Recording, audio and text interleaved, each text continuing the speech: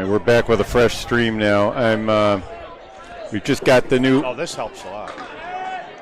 Gotten the official lineups here. Okay. Kevin, I need your help pulling this together.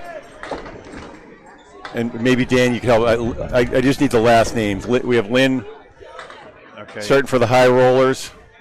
So Lynn's last name is.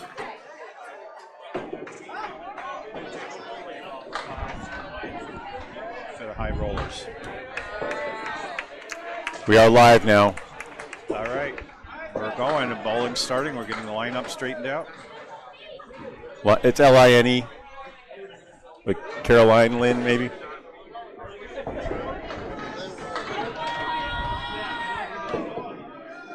Ward. Thank you. Okay. So Lynn Ward on your right, bowling for the high rollers, and Alicia Pally on the left for Academy. And Lynn starts out with an open box.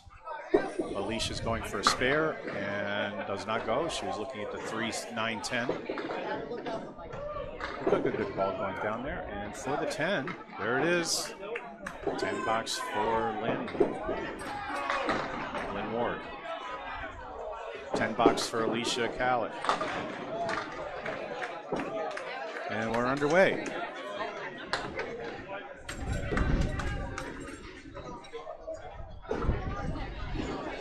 Amanda Laybot will be in the second spot for the high rollers. Box 2. Lynn Ward, first ball, is way over on the 7 pin, just takes out 1. Alicia Callie on her second box. Impact was made on the 6 pin and took out 6. Leaves 1, 2, 7, 9. That's a better ball from Lynn, but punches out. So she caught the head pin that time, but it didn't take. Left her with a spread eagle minus a 7 so for the 10 attempt. Going for the spares, Alicia Callie now.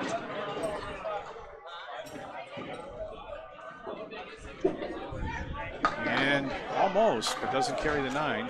It's a little too wide to the right. And that's an 8 box for Lynn Ward. So she's at 18-2. Allie looking for a 10 box with a 9 pin only. And no go. So a 9 box, 19 after 2. And the second set of bowlers comes up. Katrina Campbell for Academy and Amanda Label for high rollers. That's right, Katrina Campbell. Warming up.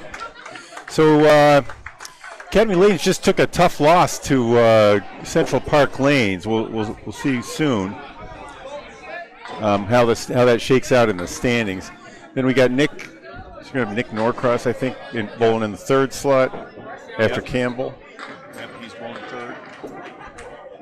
And who's 4th?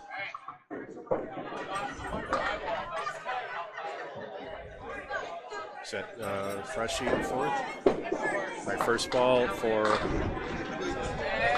Oh, there's a strike for Academy. First ball out of the gate. Katrina Campbell with a strike. Nicely done. Amanda Label for the high rollers. Took out just the left 3. She's coming in for a spare attempt. On the head pin, 2 full. 4 pins are still up.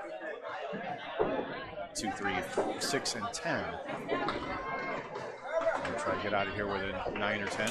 This is number 22 out of 23 matches. Got Dan Castle on the call. Fresh legs.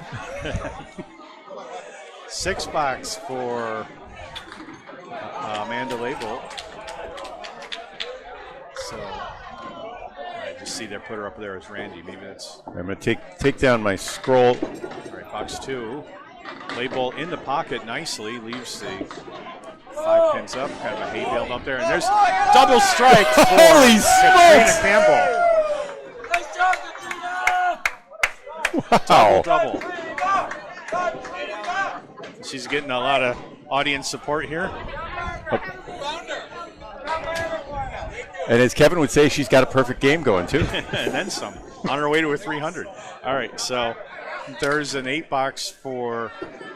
Label, right? Yep, Label. Amanda Label. Wow. Saying hi to Mike Machichi here while we're at it.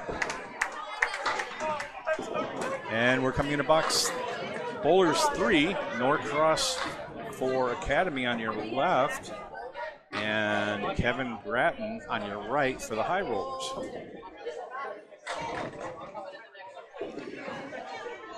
So I'm starting the first box here. So Academy Lanes is right now in a tie for 9th place. And there's a strike for Gratton to start out. They're just a game out of the. They're just one win out of the money, but they're on the way out. So they're gonna have to count on someone else losing and win out to make their way in. They just dropped Central Park Lanes now in the Catbird seat, number 6, the 6th and final payout position. All right, Norcross leaves the 1-5, so an 8 box for him. And we have another bowler starting out with a strike, and that's Kevin Gratton in the blue. So he's going to test. How about two?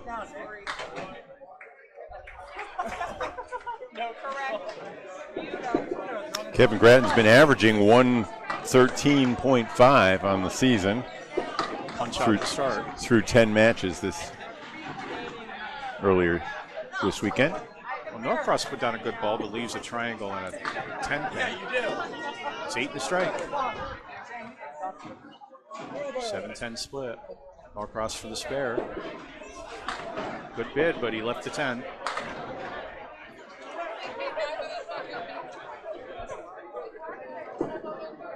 And 9 box for Gratton.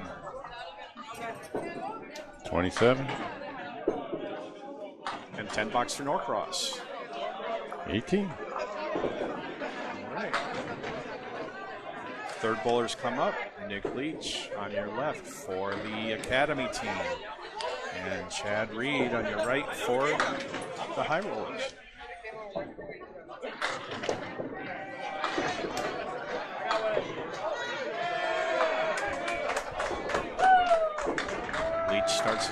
Reed starts us out. I'm sorry. First ball. Solid head pin hit. Boy, that's a beautiful throw. Really has control on the. It's like he's throwing a softball. Just a tad full, but that was a definite good head pin hit. But he's left with a split. 3-1. Yep. Punches out just a 6. Leach on the spare attempt. Misses his object, so both bowlers start out open.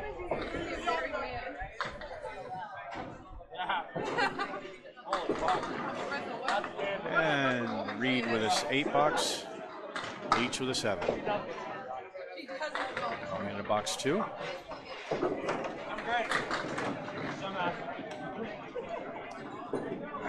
Nick Leach from that killer Central Park team, Friday Night Men's League, with the 6 superstars. All right, Chad with hit on the 2 pin, but gets a little bit of a break. 36 miles an hour for Chad, 39 out of Nick Leach's hand. Leach with a head pin hit and a castle left, also known as a setback. There, I gave it to you.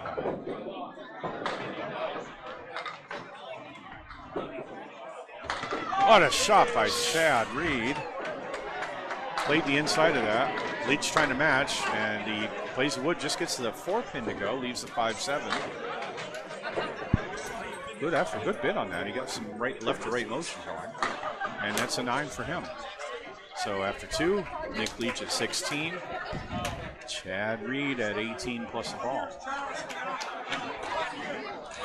Now we see Corey Packard on our left. Yeah, Corey's. And Corey Smith. I think he has the high average last season. Could be. Corey Packard. Been a friend of mine for many years, and great guy. Corey Smith, not spelt the same. On your right for the high rollers team. Last time he was on these lanes, he threw his 167, which is the high single for the week. Oh, Nearly starts with a strike, shakes, rattles, and rolls around the 2. All right, Packard coming up for his first box.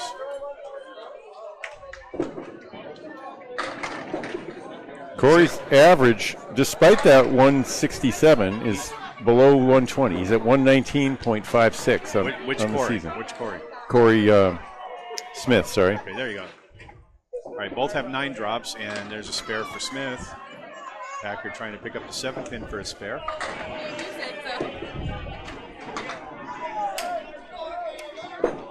Bounces it in, and he gets it right in the face. Matching spares to start the 5th bowlers here.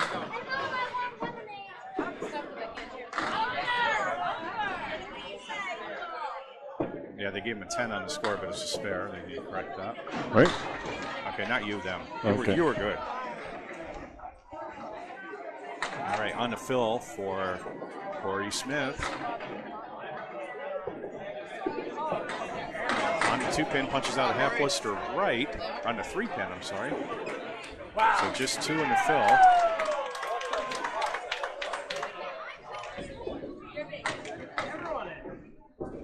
Nick, get a hold of these 2. Packard very deliberate on his approach. They have a pin rolling in lane 16, so Corey would like to see that out of his field of vision before he throws his ball. So somebody's going down to run for it as soon as they finish up on 15. And here we go. Actually, I am going to take this back in a sec. Sorry. All right. So Corey's ready to go now. I'm going to hand the mic over to Kevin Burns for the second time through the order. Okay. Corey Packard on his fill. Just 4. So that gives him an advantage. All right, shooting at the half blisters, Corey Smith. Great effort on that. Put it in the pocket and left the 5-6. Corey Packard looking at a fewer pins than a half blister would be, but a similar lead. And he gets it. He put that in a 1-2 pocket and buried it. What do you think of that shot, Kevin? 2 in a row. 8 box for Corey Smith. So Packard with 2 spares. And he's at 24 in the ball. And Smith is at 20 with 1 spare. We're back to the top of the order. So do we have sheets on these guys? Or? Yeah. Okay, good. Lynn has a overall average of 100. Career high C is an average of 115. High single 176 and a high triple of 425. All right. Alicia Callie starting off on your right for the Academy team. Starting box 3. She's at 15 through 2. And just misses a head pin. Drops 4. Lynn Ward is on a 2 pin and she dropped 5. Difficult leaves for both of them, but makeable. Cap blister minus the 5 and the 10 for Alicia. And she's in there nicely, puts the pins around the 4-7, and Lynn hits her object but leaves 3. A little too full. There's not much margin there. For the 10s. Alicia with a 9 box. And in the matching 9 box for Lynn Ward. So Lynn Ward is at 27. Alicia Callie is at 28. What do we know about Alicia? Do we have anything on? I'll do them when they're. Oh, on the left? Yeah. Okay. I'm getting it. Yeah, I'd rather do it when they're on the left. I don't like doing both teams at the same time. Makes sense. Alicia Ward 27 through 3, and her first ball is in the left pocket light. Drops 5.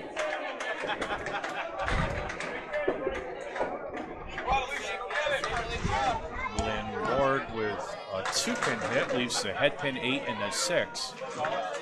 Not in order. Okay, it's got a good opportunity here with some wood, though that wood in front of the 5 may be tricky. See how she plays it. She gets it, no problem at all. Nothing to worry about. 38 plus a ball for Alicia Callie. Lynn Ward, ball hooked around the head pin, so did not connect. So we're looking for a 10, but she'll be open in box 4. And a 9 box. That's at 9. 36 through 4 for Lynn Ward. And our second bowlers are coming up. Katrina Campbell on your right. And Amanda Leibold on your left for the high rollers. Amanda has an overall average of 110. Career high is 113. High single 171. High triple 439. High five of 592. All right, here comes Katrina Campbell. She's on a double strike, by the way. First ball is 7. So the first box closes out with a 17 fill. And that's 27 in the first. We're still waiting to close out the second one. Amanda Leibold drops 5 on her first, leaves a Caleri on the left.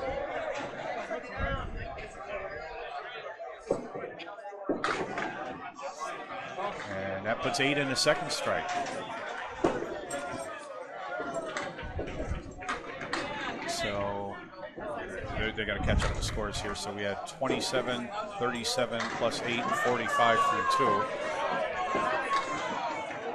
2. She makes it. $10 for Amanda. And that's 55 through 3. What a great start that is.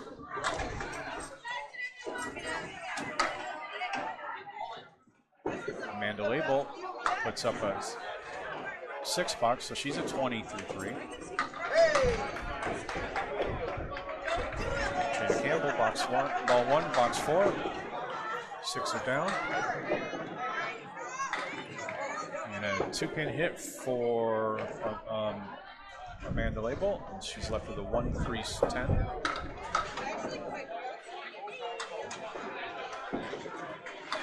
Just off. And both bowlers will be open.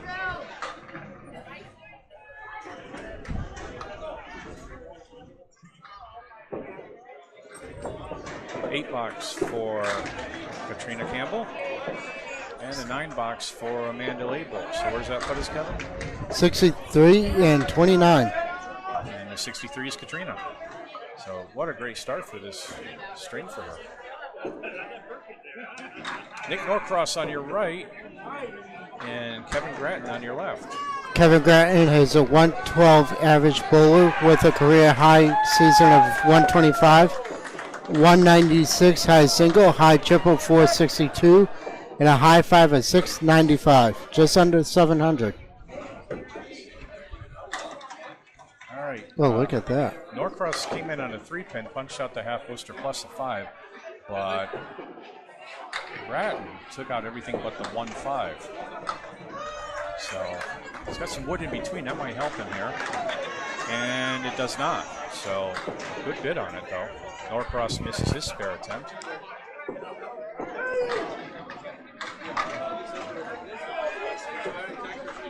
And he gets it.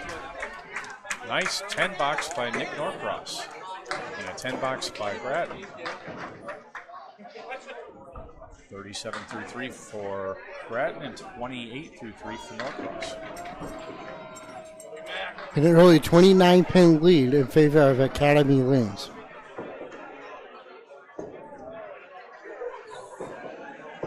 Norcross on the head pin, drops 6.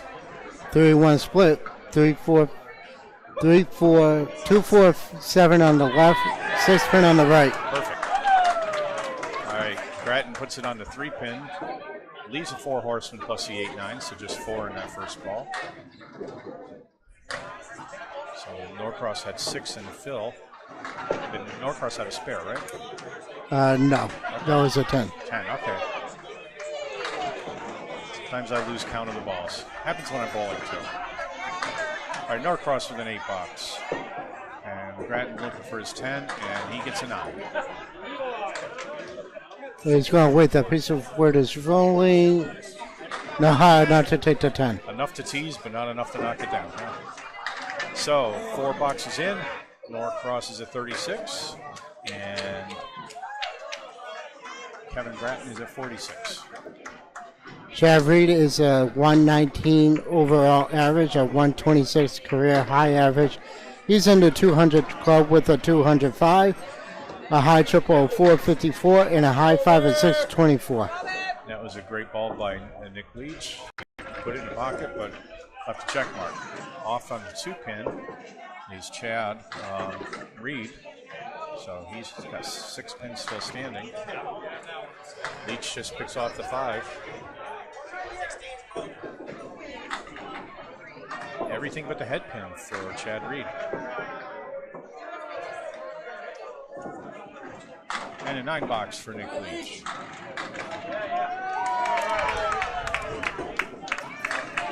$10 for Chad Reed. Got him right that time. Had to keep me on my toes.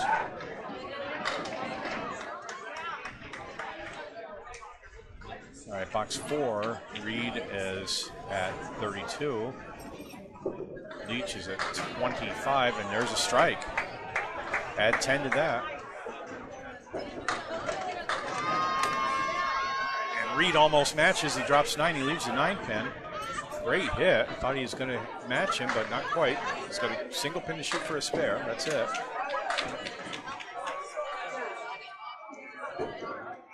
Got it. Matching marks. 1 a strike, 1 a spare. And here come our anchors. Corey Packard on your right and Corey Smith on your left. The battle of the Corys. Yesterday, Corey Smith threw a perfect game with 167 on this pair.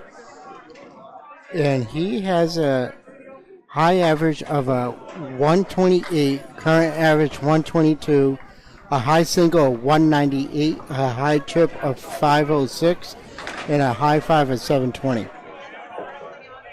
That's very elite. Corey Packard is on a spare, and that fill ball is 4.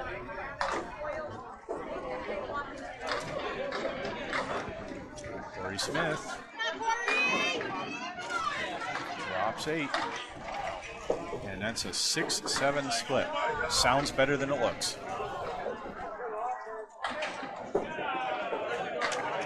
Packard picks up everything but the head pin.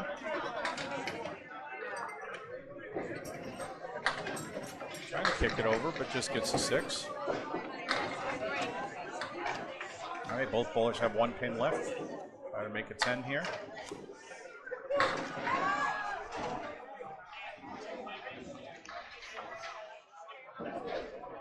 Packard shooting at the head pin only.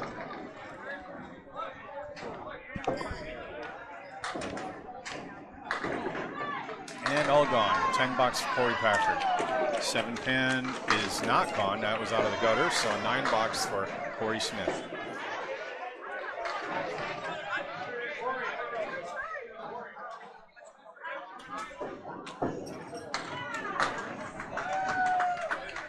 Everybody giving looks here. I'm not sure why.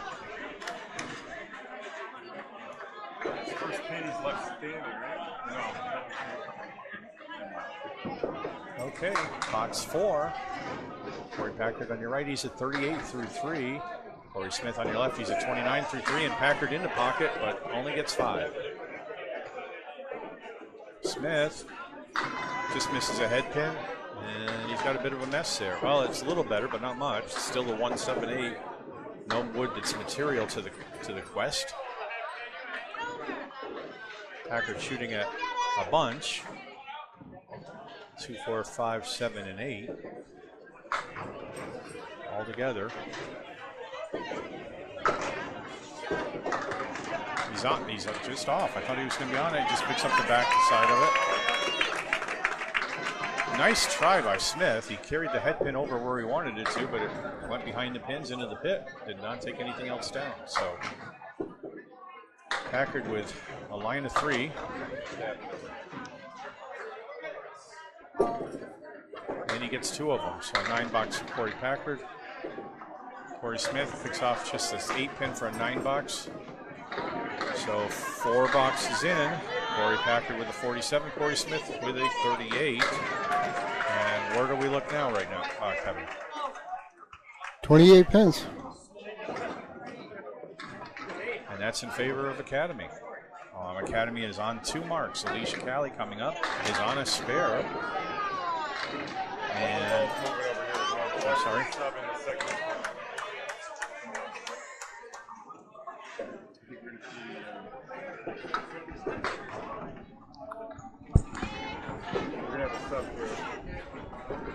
All right. Lynn Ward starts with Caleri on the fill for Alicia Callie. Puts it in the pocket, and she takes out 7. So 7 in the fill. Lynn Ward shooting it to Caleri, just gets a head pin. Alicia Ward has a good opportunity here with the 2-4-7 and Wood in between the 2 and 4. Catch 2, that might carry it.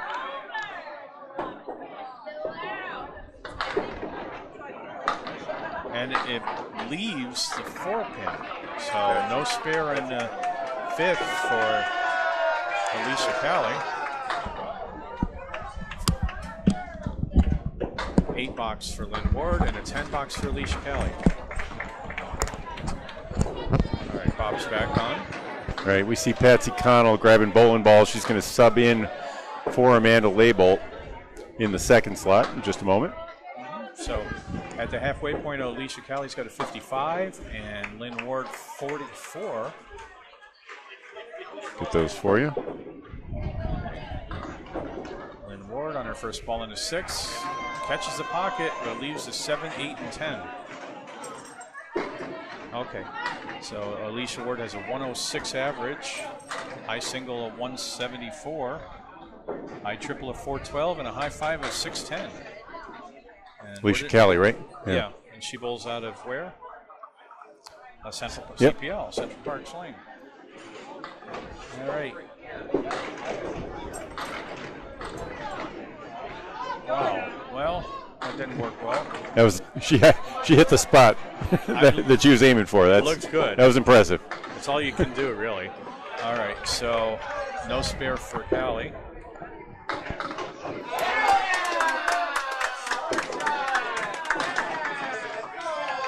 And a 9 box for Lynn Ward. And Callie trying to pick up something off this 2 and 2 split. Nope, that got away. And it's got nothing, so 6 box. And after 6 boxes, she's at 61, and Lynn Ward is at 53. All right, substitution coming in now, as Bob said. That's right. So we saw this Patsy Connell, right? We saw her yesterday in the final match last night.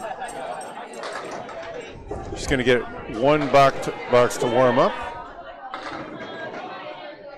In the meantime, do we know about Katrina Campbell, Kevin? That was a nice first pitch in her warm up. There you go.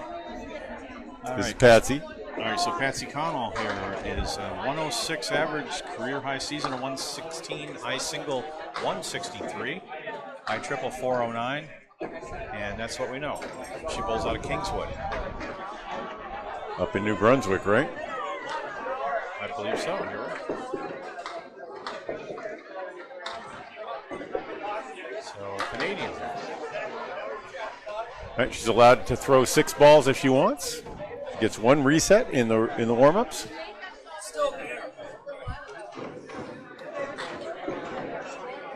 One other, I was noticing this when the sub came on in the last game. It's something you could do to chill out another hot bowler too. That's true.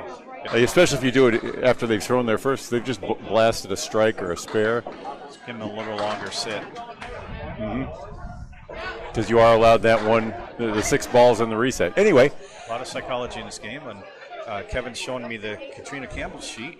And so Katrina, on your left for the Academy team, is from Halifax, Nova Scotia, with a 105 average. We're matching Canadians here, a 112 career average, high single 169, high 5 of 412, and she bowls out of Bears Road Bolrama, which I think is in Nova Scotia, I'm not sure. So look at that pitch. Nice. Oh, whoa. Nice 9 drop by Campbell. That is a true ball. I don't know. Sometimes you see wiggles in the back, wiggles in the front, wiggles, spin and angle. That one comes back straight, goes down straight, and has a small spin on it. It's perfect. Oh, spare for Patty. Love it. Nicely done in a 4 horseman. Shooting in a single pin is Alicia, and she will be off on that one.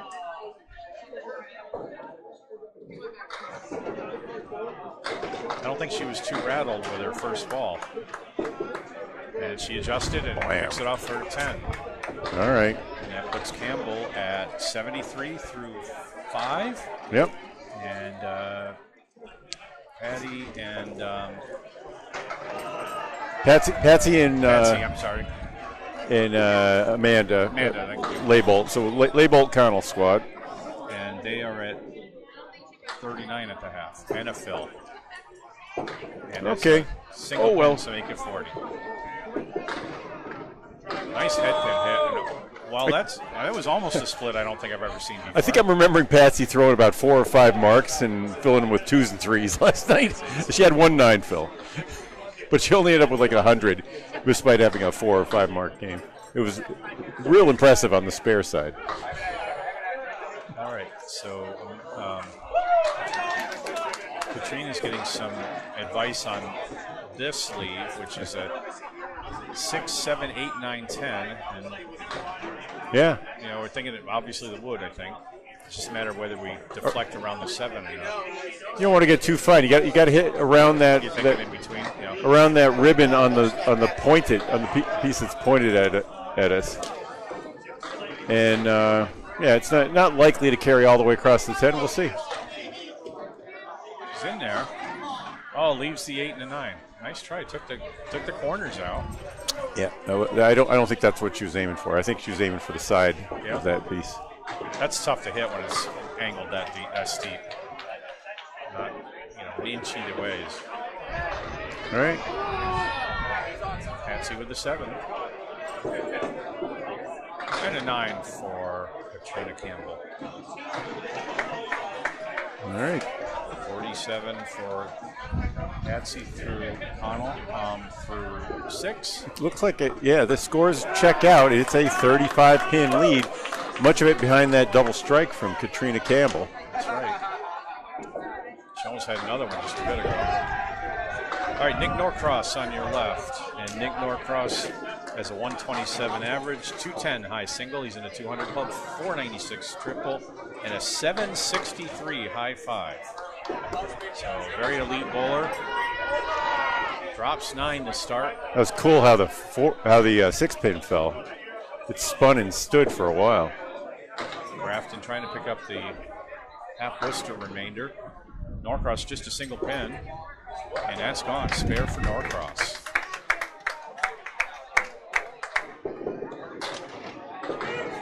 Looking for a 10. Grafton needs to pick up the 1, 4, 5, 7, 10.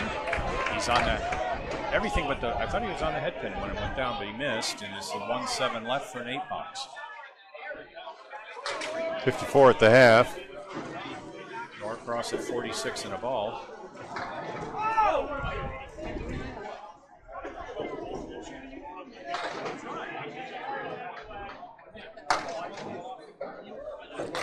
Bratton off the head pin.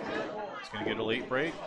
Gets a late 6-pin to fall, but still has a bit of a mess down there with a 1, 3, 4, 7, 9. Here comes Norcross on the fill. Hits the 2-pin, takes out 4. Grim. So 50 half.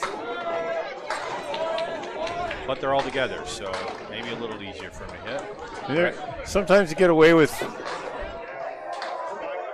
missing on the left side of the 2-pin or on the right side of the 3-pin, but almost as often you get that little snap, that little 4-pin snap like the one Nick shot. He went wide to the right that time and just picked up the right-hand side, so he still has 4 up. Bratton still has 3. 1, 4, 7.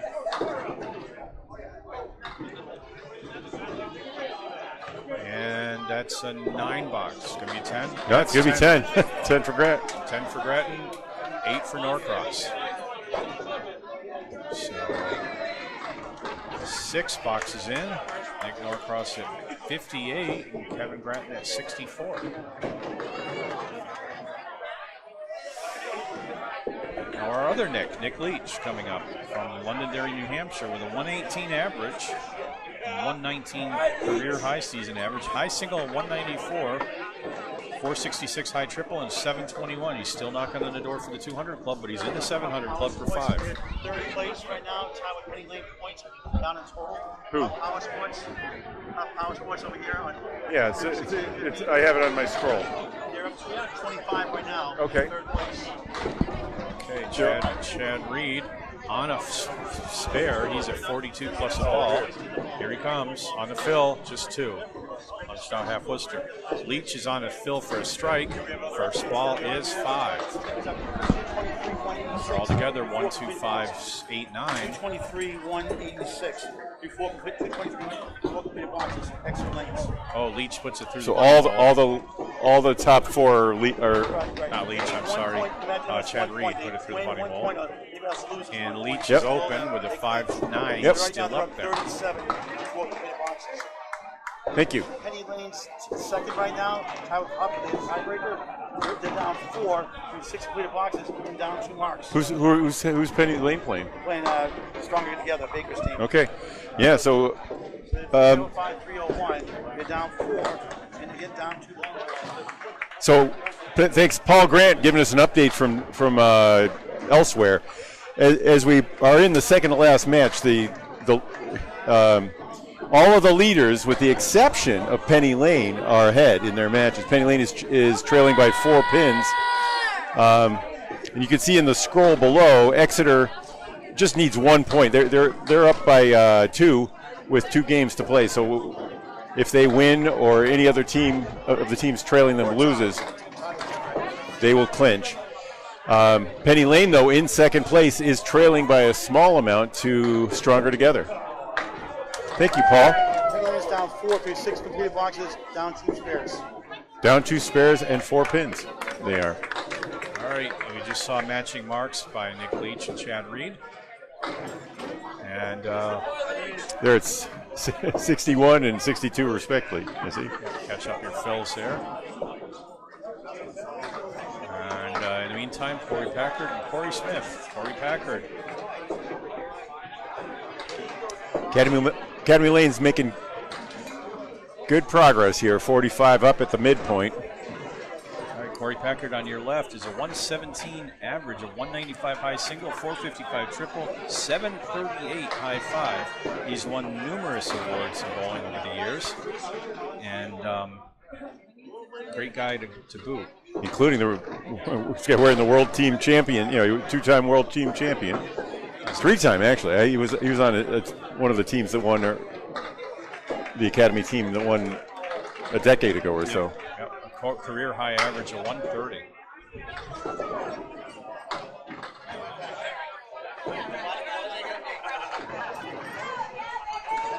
All right, open box for Corey Smith. Packer trying to spare this. Misses a head pin. Takes out the 8 last. So we're looking for 10s. Grabs 2 bowling balls. All right, and that's a 10 box for Corey Smith. And that puts him at 48 through 5.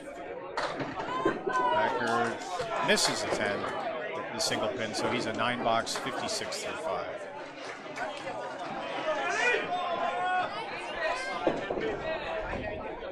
Box 6. Power Sports, our anchor 336 bowlers. to 292. 6 completed boxes. They're third place right now. Tyler Penny Lane second. Yeah, Who's Power tiebreaker? Sports trying to overtake Penny Lane. Right. Penny Lane still trails. By 4 with 6 completed boxes, down 2 marks. Okay. Okay, Corey Smith, starting box Up 6. to 44 now in the match. He's at 48 through 5, trying to pick up his team here. And he takes out 7. Didn't necessarily want that 3 pin to go down, but it did. Slept for the 1, 6, 10. Corey Packard. In the pocket. Leaves the 2 and the 5.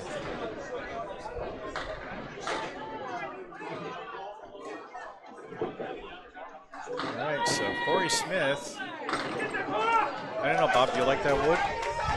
I don't mind it, but you don't want to hit it. I mean, you got to hit the head pin, and then I think the head pin would have cued it back. Wasn't sure about the angle, but that was you had to use it one way or the other. Yeah. So I think you had to hit the pin. You couldn't hit a double hit there, but Oh, sweet Just picked mercy. up. Goodness gracious. I think Corey's saying worse words than that. All right, that's an 8 for Smith. All right, Packer looking for a It's 10. weird. It's weird to see Corey Smith leaving pins up. I've only, I really got used to him knocking every single thing down. Well, Packard That he put down a 10, so 66 for Packard, 56 for Smith. 4 more boxes to go in this game.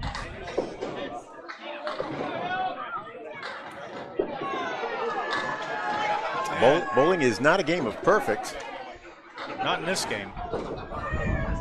In that big ball pretend bowling game that's a lot of they play around the country, they can get perfect games, but we like our hard.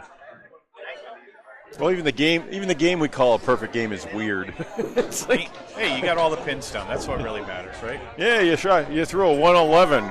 Too bad you lost the game, but it was perfect. Small victories, Bob. I've had a few of them. All right, we're watching Alicia Callie on your right for Academy, starting off box 7, and she just misses Correction, that. Bob. Just slightly past the halfway point. Extra Lanes actually has tied 275. Okay, Exeter Lanes is drifting down. Well, so they could have clinched it on our lanes, and now they're struggling again. They could lose out and maybe get caught from behind. And oddly, Huff Power Sports is the team that's in it. Callie just misses a spare. Penny Lanes is now trailing by 3 marks and 4 pins. Lynn Ward just had a lot of late action there, but still left 4 up. Oh yeah. And Alicia Callie for a 10. $7 for Lynn Ward. So 8 boxes in for 7 boxes in. Callie leads Ward 71-60. Academy is doing the job they have to. They're in the money hunt. I don't know if you've been staring at the standings, but they're tied for 10th. But there's a huge number of teams tied for 4th. 4, 5, 6, 7, 8, and 9. I think whatever that is. 4, 5, 6, 7, 8, 9. 6 teams. And as long as they win out and 2 or 3 of those teams drop a game, they can still be in the money. They got to finish this win and win the next one. So all they can control is how they bowl in this, and they've just got to bowl their hearts out and win this match and hope that things break in their favor. So Callie put it in the middle. That's a weird spot for that wood. Sure is. Spread eagle minus the 10 plus an 8. What's left? Ward misses and still has 4 up.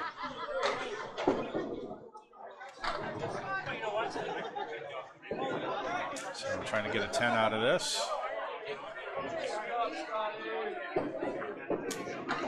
Okay. All right, 9's good.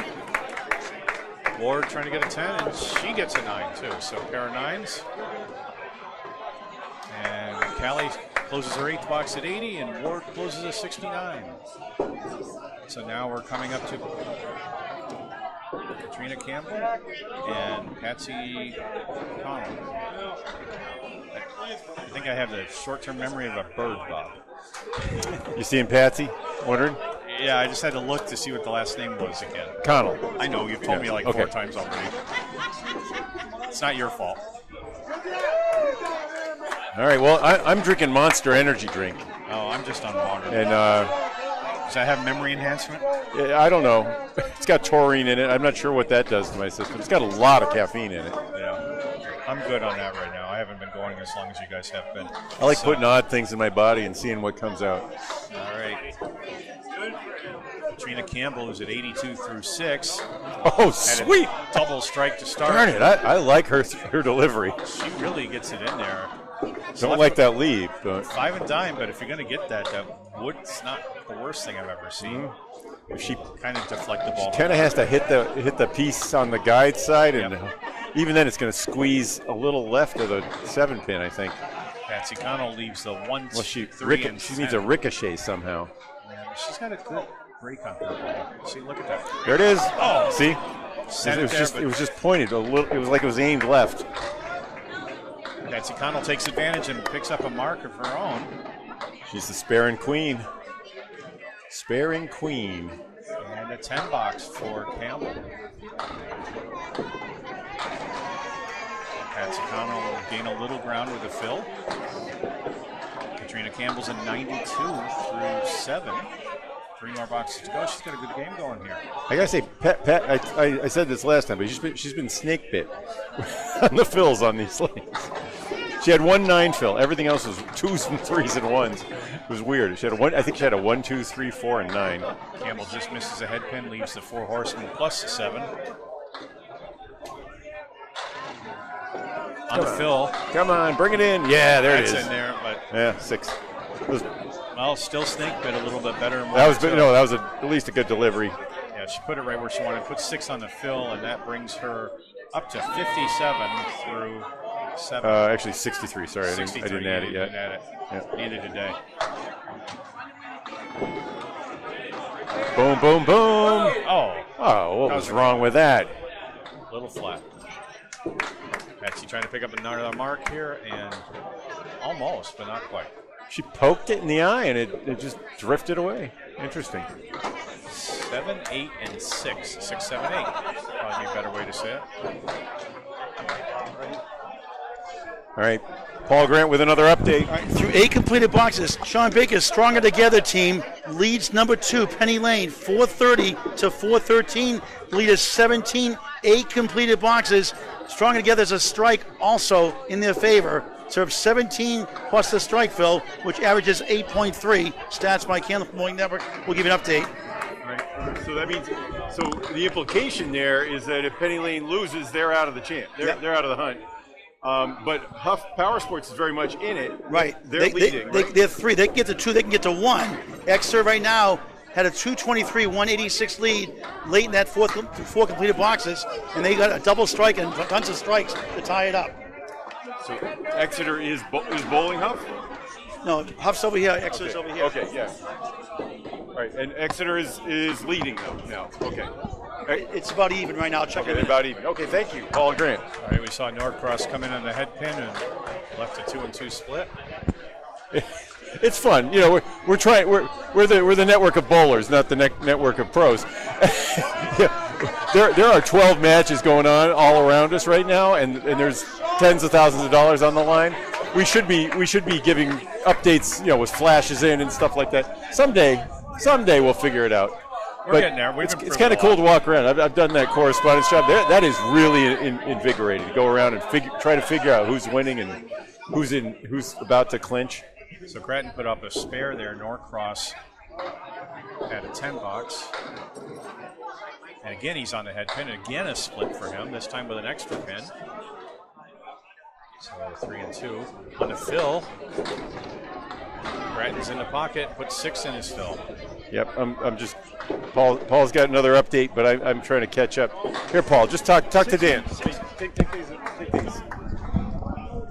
All right, these 6 completed boxes. Exeter's up 5, the number 1 seed. However, they're up against a double strike and a strike next. So they've got some work to do. They've not clinched it yet. And Huff Power Sports is up in their match to our left here, 420, 386 against Bowling Ball Repair. Skinner's Bowling Ball Repair. All right, Norcross with an 8 box.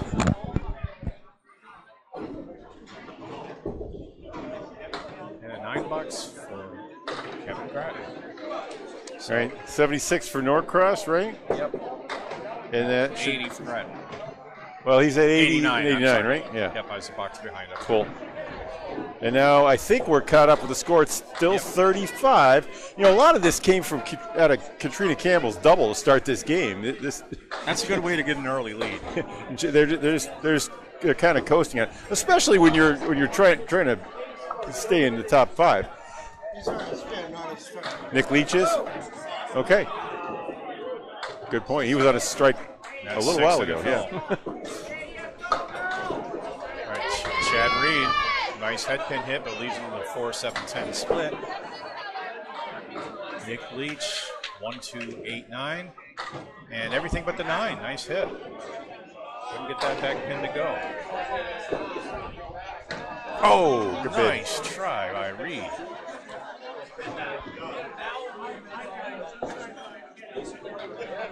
There's a 10.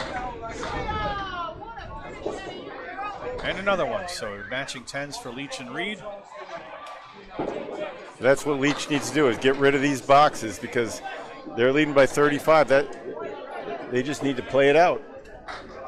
Don't give up any. Don't give up any 5 and 10 pin swings on a box. Yeah, it's they've got a decent lead now, and just don't get crazy. 9 drop by Leach. I mean, strikes are always great. You got to pin out anyway. Oh, why won't that one fall? All right, at least the pin's standing in front of it. Nice 9 drops on both sides. I want to see the. Goodbye. Yeah, the pin was good. Leach spares. Pin wandering up here. All right, Reed trying to match that spare. No problem. Easy. Makes it look easy. So somebody's going down to pick up that pin. I don't think they have to take very far of a walk. That one's already past the halfway mark. That thing could have made it all the way to the foul line. Packard cleans out the channel on the left too. All in one shot. You ever gotten a pin to fly all the way back at you? Yeah, I've seen that happen a couple times. We saw one, I can't remember who did it offhand. Somebody normally doesn't break pins, but they broke the cap off the pin. The cap came flying back up the channel and went back into the seats. Just came flying. Dorn. Packard with a head pin hit leaves the 3, 7, 9, 10. All right, half Worcester left. Corey Smith. Another half Worcester.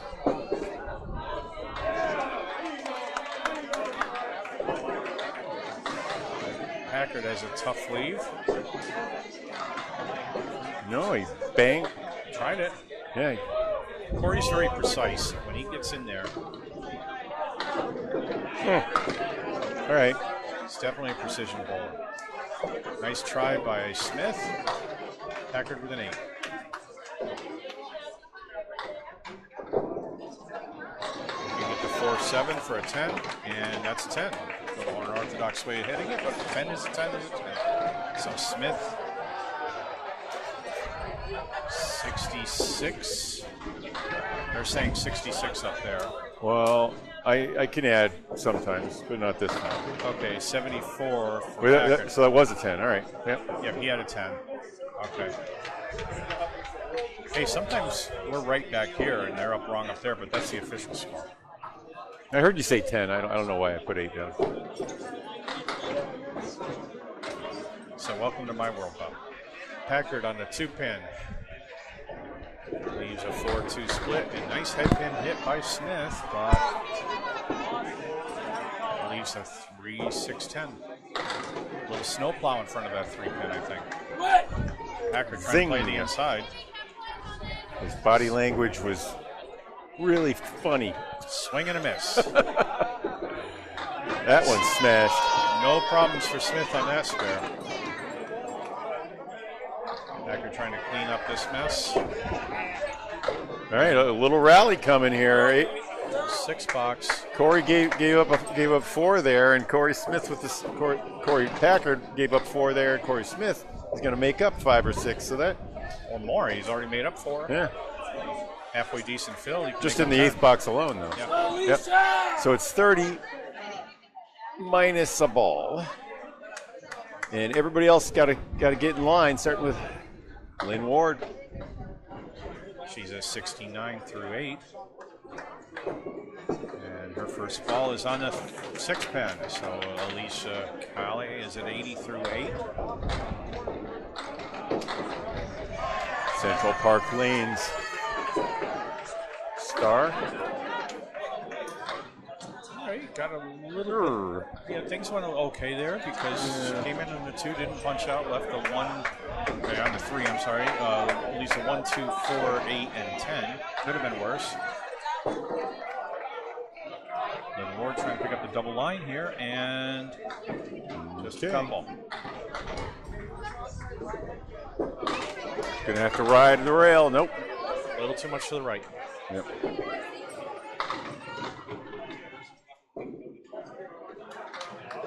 All right, and Ward trying to get something out of this. She has a diamond plus a 7. Good pitch, yeah. It didn't do it. Not bad. Didn't take 8 any of the back boxes good. pins, though. Oh, well. And Alicia Callie looking for a 10, and she gets an 8. So, all right. and Ward can breathe a little sigh of relief that she didn't lose anything with that one either. They erased one of the boxes. We're down to 9 now. 9 left in the match. 30 pins the difference. You do the math. Need a bunch. Well, you can do the math. 3. So you've got to win each box by something over 3. Yep. That's a good ball. And a disgusting leave. Yeah, she deserved better than that. It's a 4-10 split, but for what it's worth, there's some wood in there that may be helpful. It's gonna push. It's gonna push hard and then stop, I think. It may very well. You're right. She's have to throw it really hard. I don't know. And she's got to be right on the 4 pin. I don't think if she goes left, it's going to deflect the right. Go! Right Boom! there. Oh, she got it out. She snuck it by. Wow! Nicely done. All right. Right. Alicia Callie looking at the 1-3-6 for a spare attempt, and she's got it. Oh, that's big. That is big. So And what's curious about that, there was a piece of wood where the 5 pin should be, and that didn't get touched by that head at all. It stayed stationary completely. Didn't count for anything, but it was interesting. Matching marks. all right. So the 30-pin lead still stands.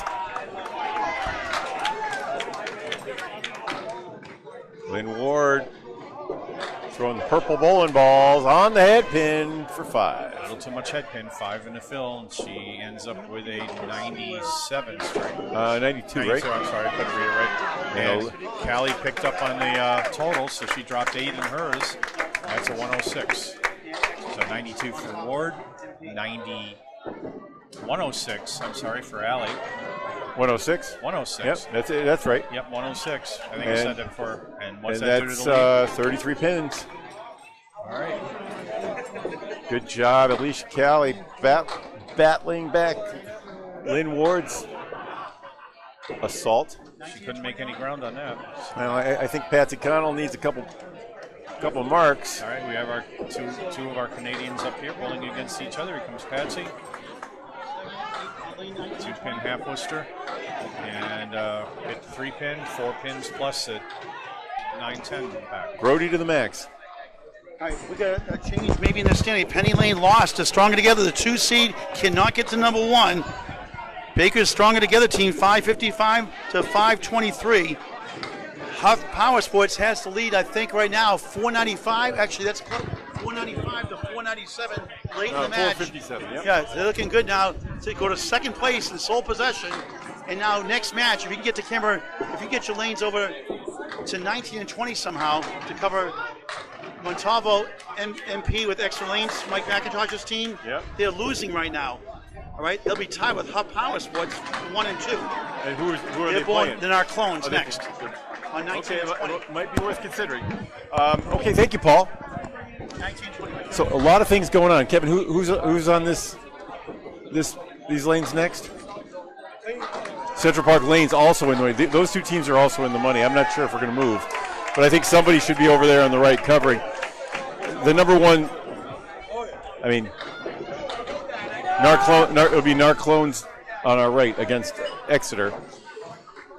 But Penny Lane has been eliminated from the number 2 slot, and I believe Exeter is losing. So, all they needed was 1 win with 3 to go, and they've lost in the 22nd and the 21st and the 22nd match. How about that? How Nice about that? shot by O'Connell. Well, I was talking to Paul, Looks like they threw up a couple of tough boxes, though. Yeah, through 9, Katrina Campbell is at 107 and Patsy Connell at 78, but Patsy just put a spare up on the 10. And Campbell an 8 box, so she closes at 115, sorry. Can't do math in my head. And Patsy Connell could gain a little ground here. You know, Academy Lanes needs to win to stay in the money. So they're in good shape right now. You know, barring a miracle, they should. But you have some good bowlers. No, with the 88 on that. How about another 8? Yeah. So that's a 96. That's 10 pins total they picked up there. So it's 22 pins now. Yep. And don't forget, High Rollers has 1 additional spare. All right, this one's coming down to the wire, Paul. You can't keep interrupting. Right. What do you got? All right, so Exeter's down 15, and they're down a couple of marks. So window source. Okay. They're 4 points ahead, so they can still keep number 1 if they lose, but to clinch, you need a tie or a tie either way to win. And it's they're tough. losing down to the last. Down last 8 completed boxes done. Down 15 plus a couple of balls. Keeping it interesting. Thanks, Paul. So Exeter's trailing by 15 going into the last time through the lineup. All right, Kevin Gratton was on the head pin, left a 4-7-10 split. Just gets the 7. Norcross is looking at 2 and 2, and he just picks up 1. Yep. Yeah, so even if it does come down to, I believe the tradition is if you tie for first, you play a playoff. All right, matching 9 boxes. We did that a couple years ago with the Coca-Cola Penny Lane, yeah. And then we knocked over a beer while we were moving our cameras around and got Amanda Carroll's bowling shoes wet. We were really proud of that. Yeah, that's a great moment, Paul. I'm sorry. What's happening here? Never mind. I'm not haunted by it or anything. Oh, jeez. All right, 7 dropped by Gratton and 5 by Norcross. Gratton's got them all together. Just a chance to pick up some ground here with that triangle if he can pick it up. And he does. Norcross has a tough one here. Nice split if he plays it on the outside. He gets it, no problem for Norcross. So matching spares, right? Yeah, that was huge for Academy. Yep. So Norcross is at 90 or 85 through 9. 95 through 9, right? No, 85. 95 and 108. Got to add the. Right, he's in 95 and 10 Yep. right here. That's right. Oh, nice fill for Gratton. Nice fill. All right. Their team has all had marks in the 10th. Norcross. Not bad on that miss. It's up 7. So Nick Norcross closes out with 102. 102 Yep. and a 117 for Kevin Gratton. So Kevin picked up 15. Lead is down to 20, but that could have been even bigger of a swing. Oh, it would have been a lot because if Norcross didn't pick up that spare, there was 9 pins right there. Yep. And don't forget, the High Rollers still have a spare left on the 10, or on their last bowler. Both of them are on spares right now, and they're 4th bowlers, Leach and Reed. Oh boy, I should have the other camera up with the scores above their heads. All right, Chad Reed. Oh boy, Is that, 1, 5, and 8 pin are out. well, they both popped 3, so no blood there, but Yep, there are 3 on the fill for both of them.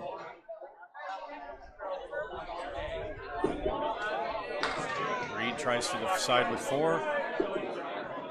no. And Leach just picks up 2 more. So hard to say who's going to have the advantage here. But Well, I advantage High Rollers. well, yeah, for sure. There's 8. an 8 box, but now Leach has to match that or get better. He gets 6, so they lost 2. that could have been even bigger though with that. Obviously, Yeah. it's down to 18. You want to deliver if you can deliver it under 10, that's great. If you deliver it under 18, it's okay. Delivering a 19 or a 20 to your last bowler puts them in a real tight spot. So on a 2-pin, nice ball by Leach. And is that going to go? It's not going to go. So 7 pins up. And he's just got one to shoot at. The other pins decided to take a vacation. And no spare for Reed. So here's an opportunity for Leach. All right, this is a game changer, game winner if you can make it. Oh no! Puts it in the channel. He's trying to avoid that tap, I think. So he went a little too far.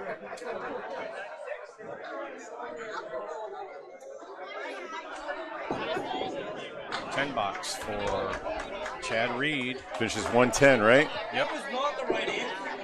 And there's a 10 for Leach. He picked up that pin that he really wanted for the spare, so he has a 106. All right, it's going to be 18 minus a fill. So if the fill is 9, big fill, then I like Corey Smith's chances. Corey Packard's going to have to come up with a mark if he fills with 9 or better. Yeah, if he drops that's going to be huge because then he'll have the mark.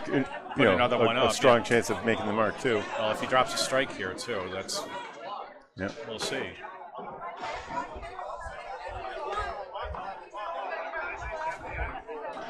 It's weird to see him only at 76 through. I think it was at 76 in the 5th box. So. What a good time for a lane malfunction. It looks like a lot of weird. Yeah, the pin setter came down, caught itself on the sweep. Of course, he says, "I'll bowl on 16. Why not?" Not gonna wait for that. However, I don't think the computer would catch that. All right. All right, so Bob. So Huff Power Sports is now in 2nd place. The team on our left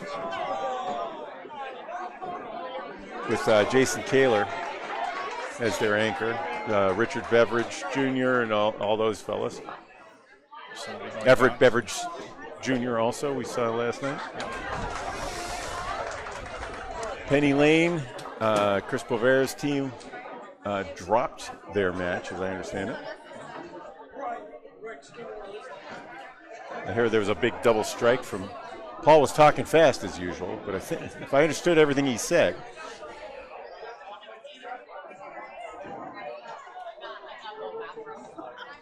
All right, lane 17 is decided to take a vacation.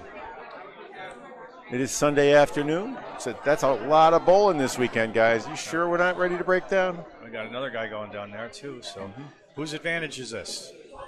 Well, it's clearly Academy Lane's advantage because they lead by 18. But Corey Smith has in his hand a bonus ball, and if he connects on it, leaves a spare leave of any sort, especially if he gets an 8 or a 9, then that's going to put a lot of pressure on Corey. Pressure that Corey's. In my experience, he focuses really well when he's losing. He's a spot bowler, but Bob, I just want to say one thing.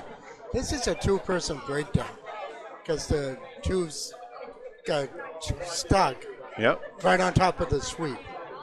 And this is actually the first major breakdown of the whole weekend that I know of. Yeah, we had a few ball issues over. The ball returns just basically got overcrowded. Nothing to do with the lane. But you have 10 bowlers with 4 balls apiece, and this had to happen. This is the worst time for a breakdown. Yeah, and after you've played on 17 and 18, I don't know if they're playing that differently from each other. I've heard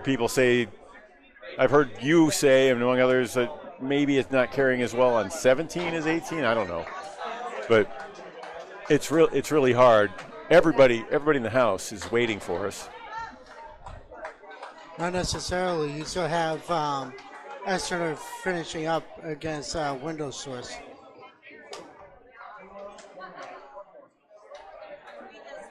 Corey Packard going to sit down.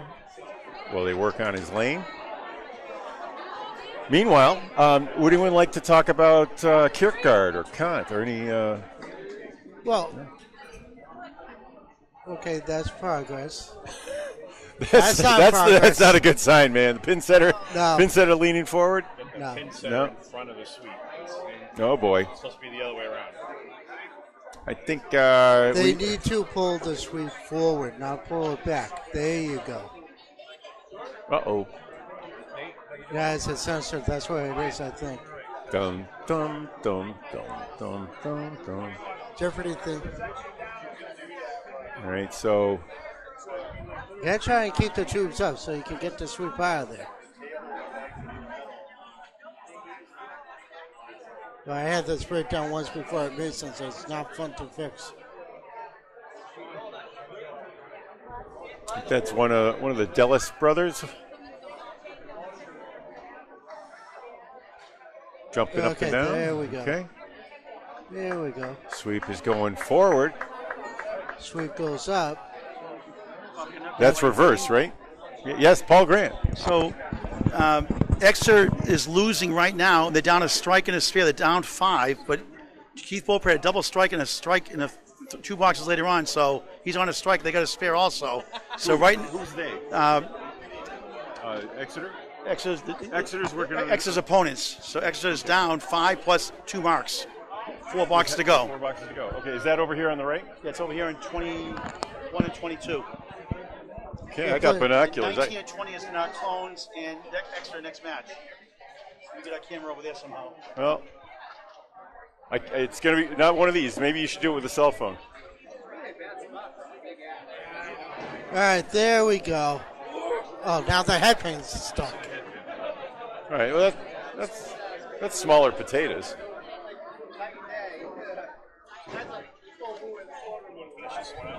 Yeah, I'll finish this one.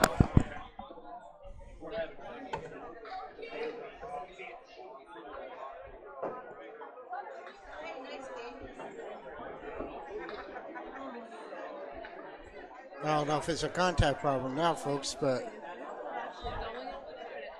Dan Castle has been in the booth. I took over when the breakdown happened. Yep. And I'm afraid to change the cameras too much. I don't know why they're stopped, but What are you thinking of doing?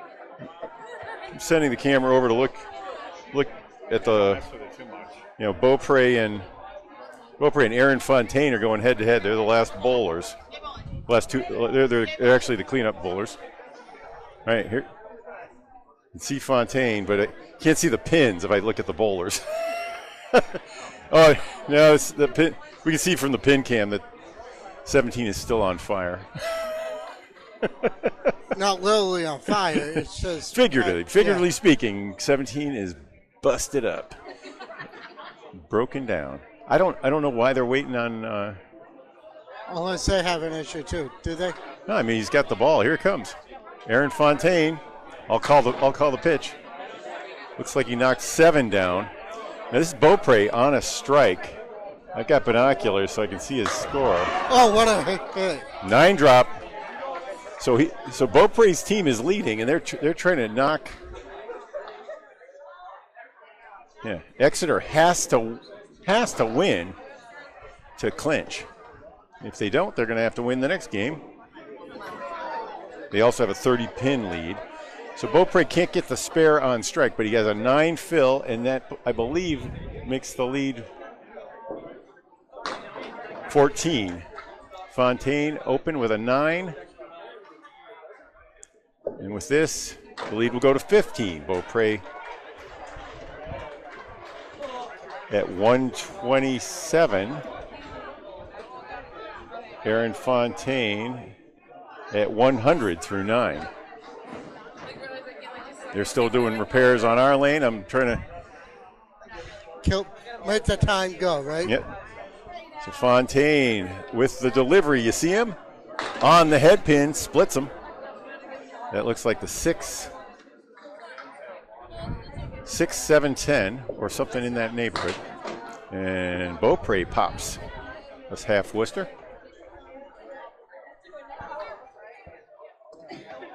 It is 547 to 532, so it is a 15-pin lead, like I said. Fontaine, no. Leaves 3 pins standing. This second ball. And Beaupre wrecks a spare. That is gonna do it. I mean, all but.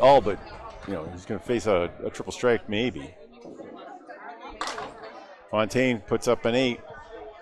He'll finish at 108. His team at 540.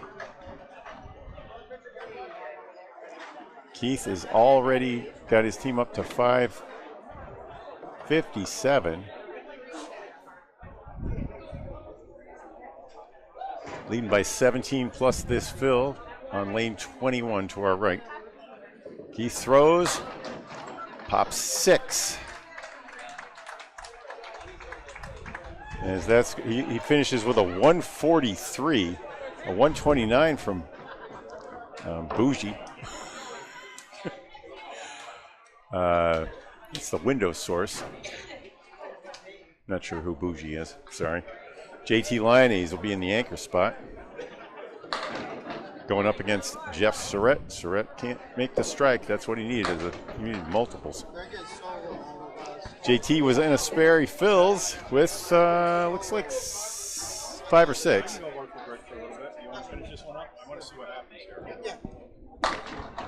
Spare Surratt.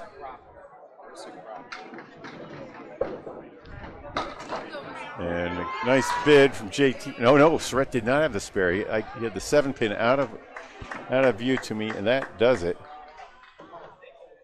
Surratt takes a 10. He's at 124. JT at 109, but his team's at 579 with a 29-pin lead. All he needs is 1 pin to clinch it, or Jeff not, and they shake hands on that. As the difference has gotten to 30. Now we're going to bring the camera back. It's confirmed that Exeter is still not clinched. Yep, I saw that, Paul. So Exeter lose. They play the Narclones in 19 and 20. Hub Power Sports plays Drywall Concepts, the main showdown.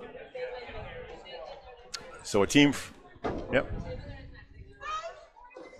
All right. Here we're at an 18-pin difference, and it is. Corey Smith trying to chase that. An 18-pin difference plus a breakdown. And this ball, how about it? Bam, bam, 7. For 7 so it's now an 11-pin difference, though.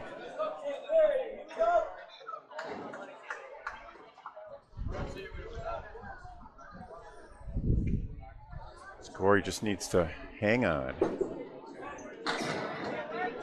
Pretty good miss. One of the best misses you'll see. Gets the head pin on the backside. Has a cover over the 3-6. Any kind of an angle, and that's going to go. And Corey can't make it. The 2-1 split. Corey Packard with a K. Probably wants to hit the left side, but straight back is pretty good. Yep, spare Packard 90. That's going to do it without triple strike magic here.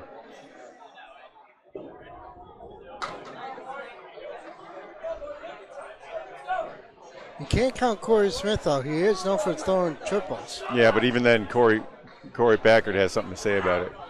Oh, yeah, that's true, too. 21, no, 93. It's 11-pin difference still, right?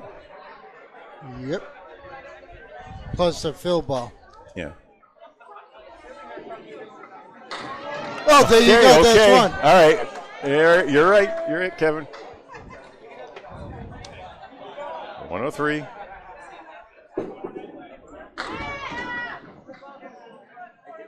Corey put 6 in the spare. Leaves a check mark.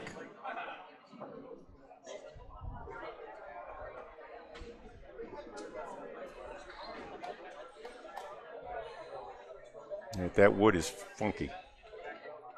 I think this is frozen. No, he has to hit it. Yeah, he had to hit it. Yeah. That does open up the door. Hmm? That does open the door. Yep. Best he can do is 106 with this.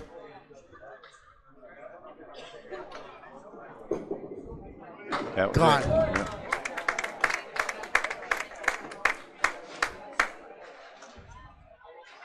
Okay, 17. So you need spare 7 to tie, spare 8 to win. I'm sorry, strike 8 to win. Nope, No. I don't You think got so. to 7. Yeah, that's it. So they will hold on.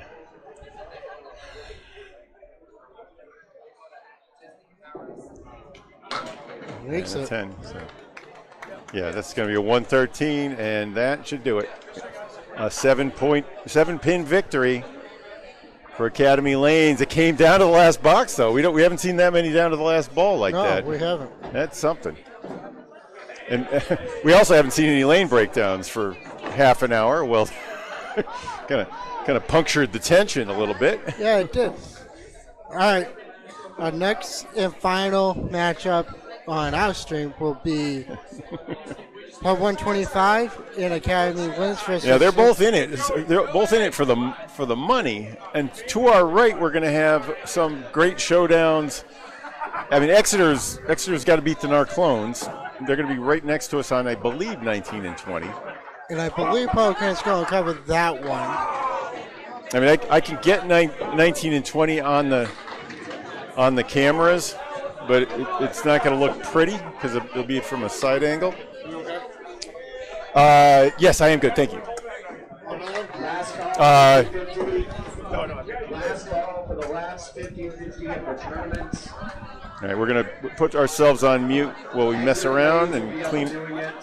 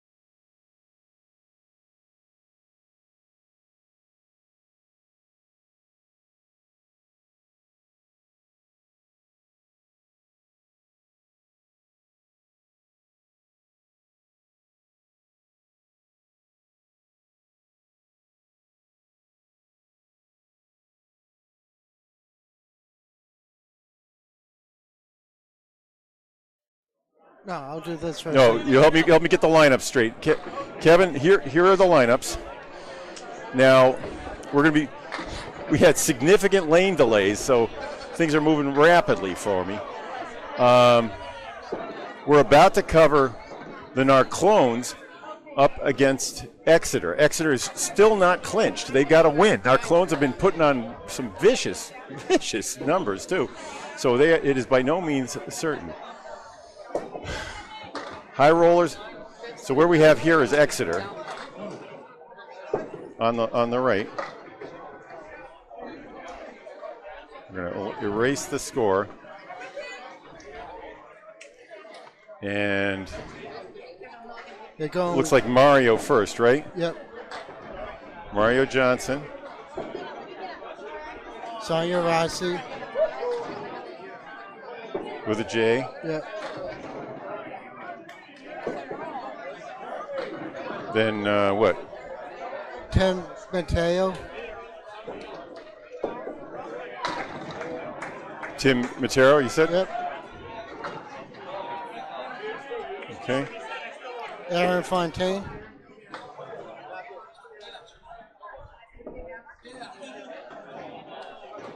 Jeff Surratt. Boy, they are all they're throwing the same lineup. They must be getting tired. Okay, and then on our left in black is going to be Aaron St. Cyr.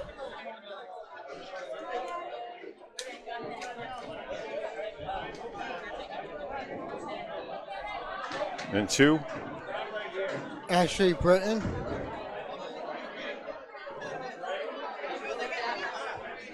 Yep. Sonia Johnson.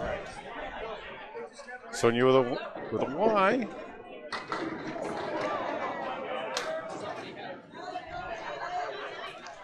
And then 4.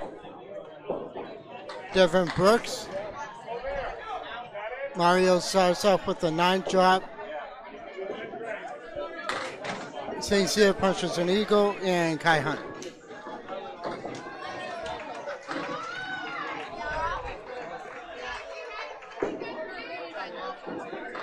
Okay. See if our angles are good here.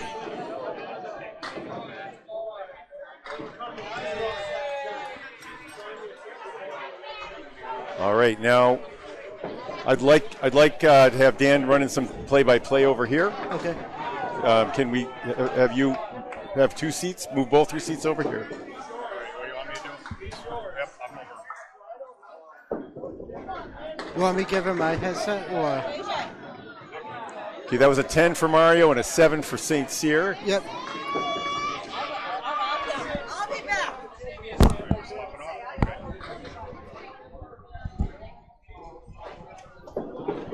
Here, you can come in here.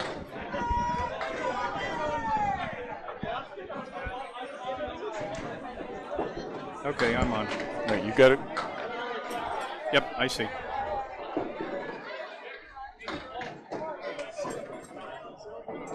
All right, let's roll here.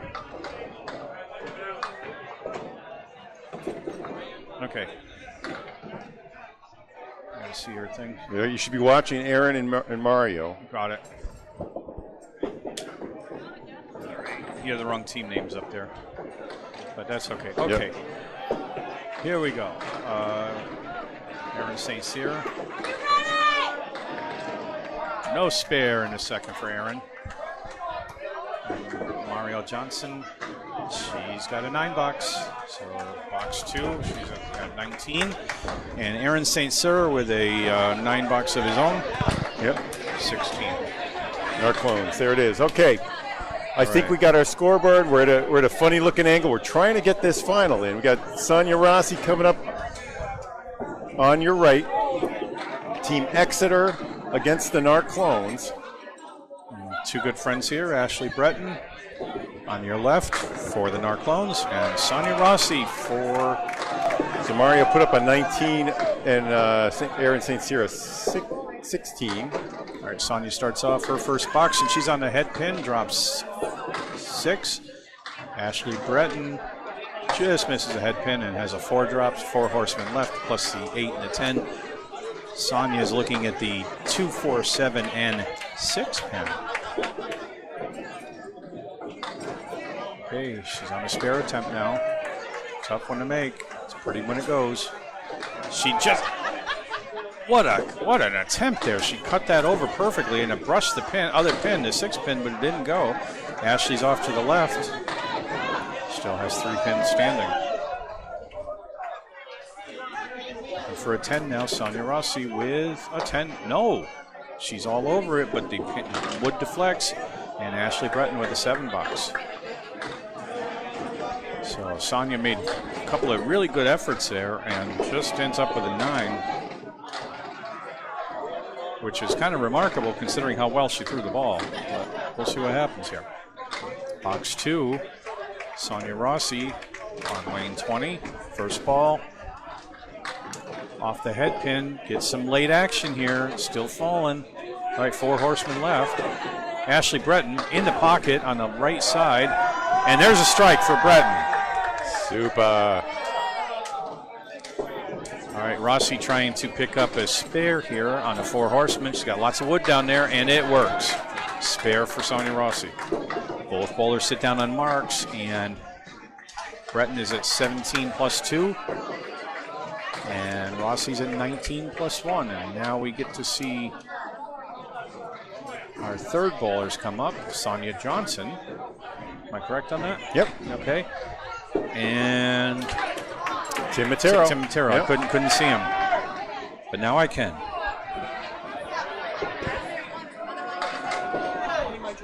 And so far, very close. 5 pins only in the first 2 boxes of the first 2 bowlers.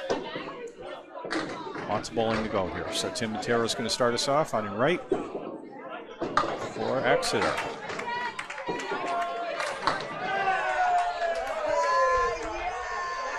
All right. Here we go. First ball in the right pocket, leaves a triangle left. Sonia Johnson, she's in the head pin and gets a 8 drop. Fortunately broke up the split and is left with a 4-7. Matero looking at the 4-7-8.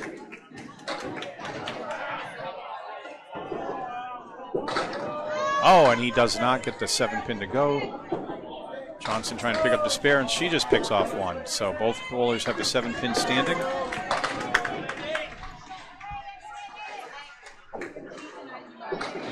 And Matero with a 9 box. Johnson gets the 10, so 1 box in. Sonia Johnson with a 10 box. Tim Matero with a 9. Box 2.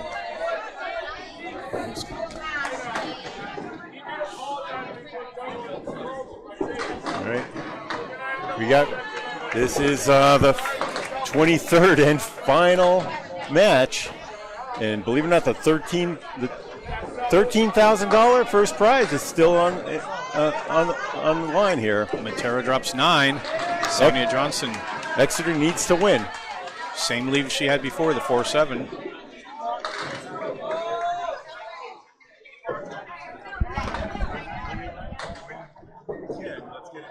There's a spare for Matero. And a spare for Johnson.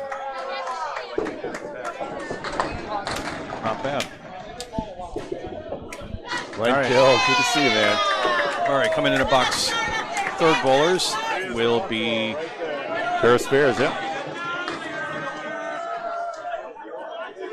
our fourth bowlers, Aaron Fontaine on your right for Exeter and Devin Brooks on your left for the Narclones. See Glenn Gill here, one of my favorite bowlers. That's my boy right there, the Buffalo. Yeah, Matt Nichols bowling in lane 18. This feels like a Comes Fontaine. spare opportunity. Oh, Fontaine puts it on the head pin, takes out the 1-5, No doubt. 9 and 10, and here comes Kevin. Kevin Brooks drops 8, leaves the 3-7. I saw that strike. Nice try by Fontaine, but leaves 2 up. Brooks trying to pick up the split. The 7-pin stays up, so no spare there. Both bowlers open. And that's a 9 for Fontaine. So a nice try by Matt Nichols, and a 9-box for Kevin Brooks. Is that a 9 out of the channel? Yeah, absolutely. No doubt about it. Thank you. It's all right. All right, box 2 for our 4th bowlers. Aaron Fontaine for Exeter.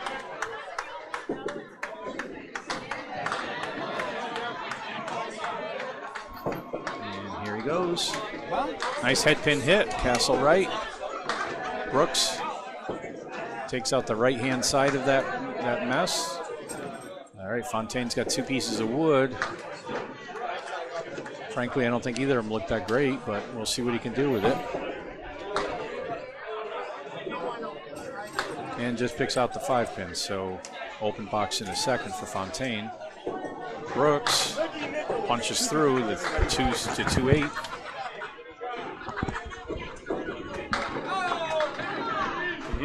Two completed boxes in. Hup Exeter here leads 95-86 over Drywall Concepts, up 9 plus a strike fill, the only mark on the board. All right, thank you, Paul. Exeter loses, we're going overtime on lanes 5 and 6. Thank you. Matching 9 boxes for Brooks and Fontaine. Both of them are at 18 through 2, and now our anchor bowlers come up. Jeff Surratt on your right and Kai Hunt on your left.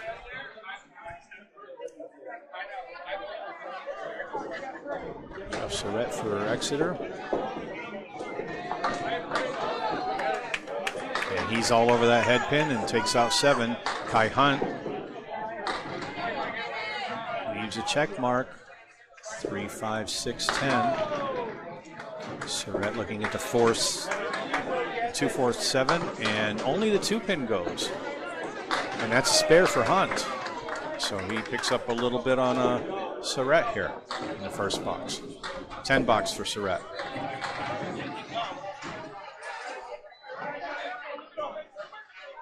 All right, both bowlers coming into their second box. Kai Hunt is on a mark. Surratt with his first ball in box 2, and he misses a head pin, takes out 7. The head pin's going to stay down. On the fill, Hunt puts down 5. So 15 in the first box. Surratt just has a 1, 6, 10 and wood in between the head pin and the 6-pin. Kai Hunt has a 4 horseman left plus a 10-pin.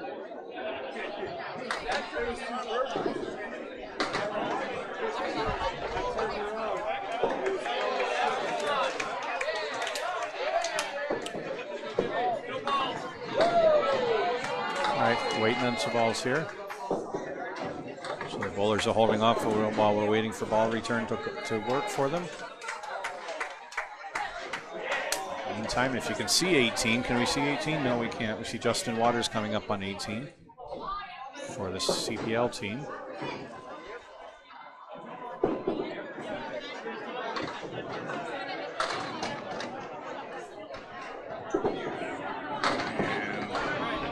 Puts on a good ball, but he's left for the 4 horsemen. Still waiting on balls on lanes 19 and 20. Excuse me.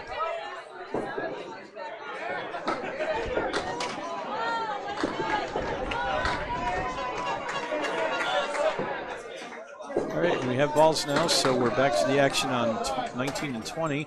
Jeff Surratt looking at the 1, 4, or 1, 6, 10.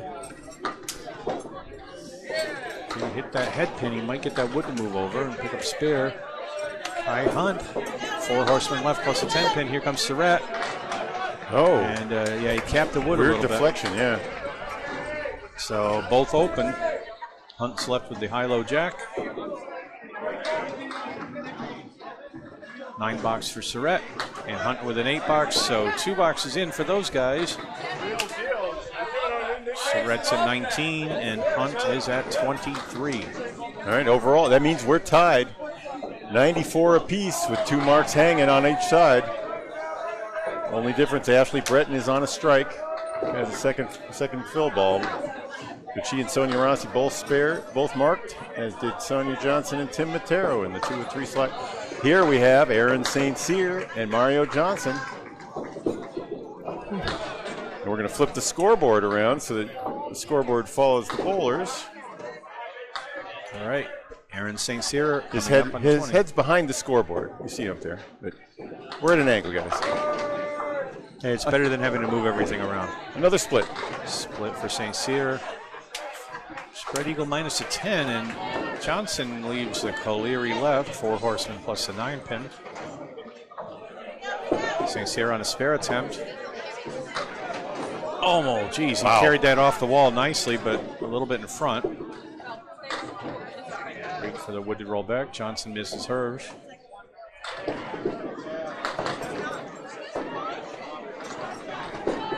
And St. Cyr for the 10. And it's a 9 box. Johnson trying to pick up something out of this, and she ends up with a 7. We're going to get anything else? No, 7 bucks it is.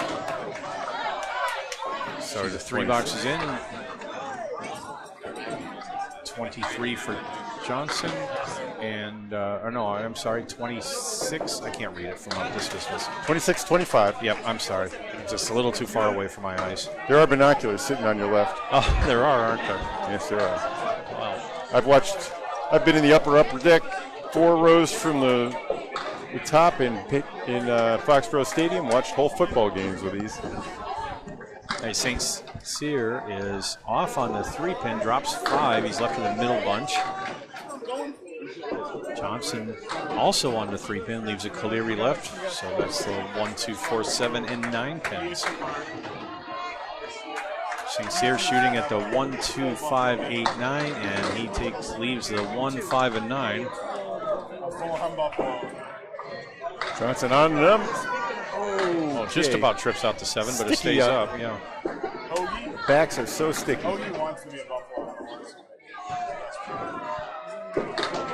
And a 9 box for St. Cyr. 9 box for Johnson. All right, 35. And the difference is 2. The Narclones lead. Ashley Breton, Sonia Rossi coming up both on marks. Breton on a strike. Wow, she looks enthusiastic. The pride of Millis, Ashley Breton. She's a lot of fun to bowl with. I was on her. We won the summer championship a couple seasons ago on a team. Unorthodox bowling style, but it works for her.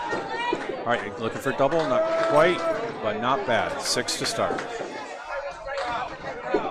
Rossi on the fill, and she buries it on the 3 pin and just puts 4 in the fill. All right, Ashley Breton looking at the 4 horsemen, trying to pick up a spare here on strike, and she goes wide, so a 6 fill on the strike. Rossi, who filled with 4. Also, yep. So still both bowlers with 0s on their second balls. Okay, it's tight. Good defense. Good defense. All right, Breton. That time, went wide again. Never mind. Thought that ball was breaking in. And Rossi picks up a couple, so she has a 7 box, 6 box for Breton. And we have 3 pin lead for the Narclones. And box 4. Breton at 29 through 3. Okay. And that's a half Worcester. Another one punching through just a little left. Everything's been left these last 4 balls. Well, this one was right on in the middle for Sonia. She's left with a split. Covering over here. Ashley Breton. So Ashley's looking at a half Worcester plus another one down and just picks off a couple. So she still has a bunch. And Rossi goes to the right side, picks off the 2 on the spread eagle minus.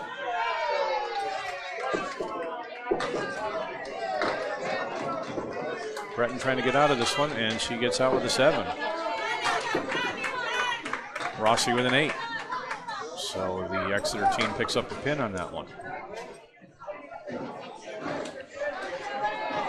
All right, now Sonia Johnson and Tim Matero. Tim Matero on your left. He's working on a spare, so is Sonia. Sonia's going to throw first from the right-hand side. And on the fill, buries it on the head pin, but takes 6 for the fill. Triangle plus a 5, tough leave. Tim takes a breather, uses the towel. Gets his grip set. 4-step approach. Misses on the right side, but also gets 6. All right, tough leave for Johnson. Puts a great effort on that one, but the 5-pin stayed up, which it almost always does. The diamond? Yeah. No, she had the triangle plus a 5. Oh, okay. Timmy just missing left. All right, Johnson first 10 makes a 9, leaves that single pin up. Matero's looking at the head pin only. And he misses it. So 9 boxes on both sides. So nobody gained any ground on that one.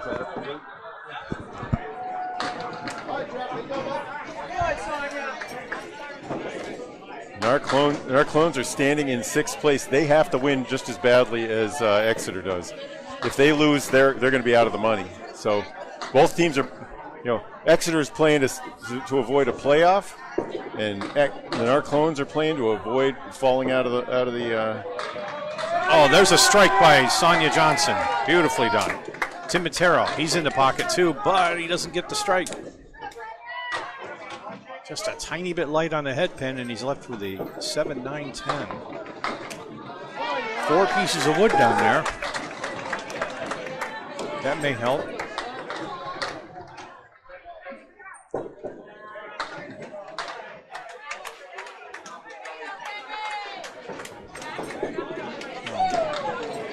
Going around the 10 pin, and He's pushing, shaking. Did not get. Not quite. Just a little more energy on that. That would have been another He spare. needed one more bite of his breakfast sandwich.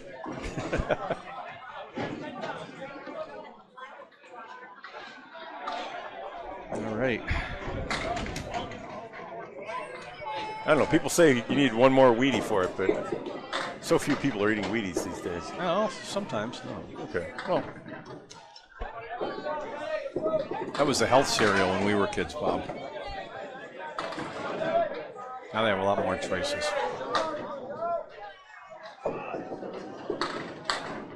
All right, the 4th bowler's coming up. so Sonia's at. Looks like they got her at 45 on the strikes. I gave her. Yeah, 45 and 2. Nope. Okay. And She a also had a spare 6 earlier, so that makes sense. strike for Devin Brooks. He's a monster. I was talking to Matt Nichols a moment ago, and he's just like, where did this guy? He's throwing 40, 42, and deadly straight ball that just tears into it. Another one of those guys Headband. with a big backswing with a big arm, long arm. 6 down for Fontaine. You can measure his speed if you want to use that. And that's gun. a spare for him. All right, how do we do this? Just press the button? Yep. You point it at the guy when he's throwing it, and shoot the ball as it comes out of his hand. It's pretty generous. It's got a big mouth. Going to irradiate everybody. There's no irradiation. It's insane.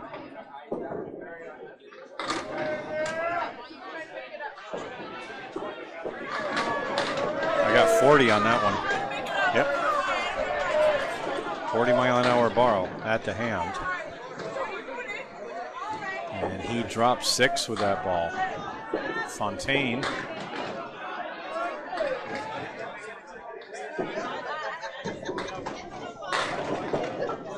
And Fontaine put 5 in his fill. 6 in the first ball for Brooks. And how about a 9 fill on that strike?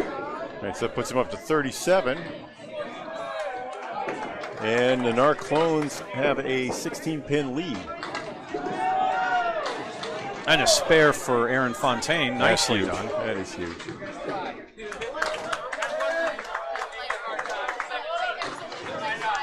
That was a 10 for Devin.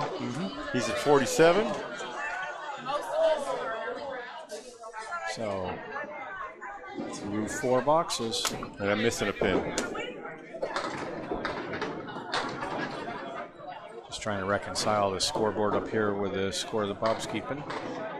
Meantime, we're going to go on with Kai Hunt on lane 20. Jeff Surratt on lane 19. Oh, there it is. One for the Narclones. Timotero, I did Buries it, but leaves a 7-pin. Nice ball on that one. Here comes Surratt. And he's off to the right and leaves the 4 horsemen left, plus the 9-pin, also known as a Cleary. Okay, so our score is corrected now. It is 185 Narclones, 178 Exeter. And a spare for Hunt. Wow, that's big. Good effort for Surratt, but it didn't take out the 4-pin. And there it goes. So 10 bucks for Jeff Surratt. He's at 29. So, trying to say it before, Dan, make sure that I'm being clear.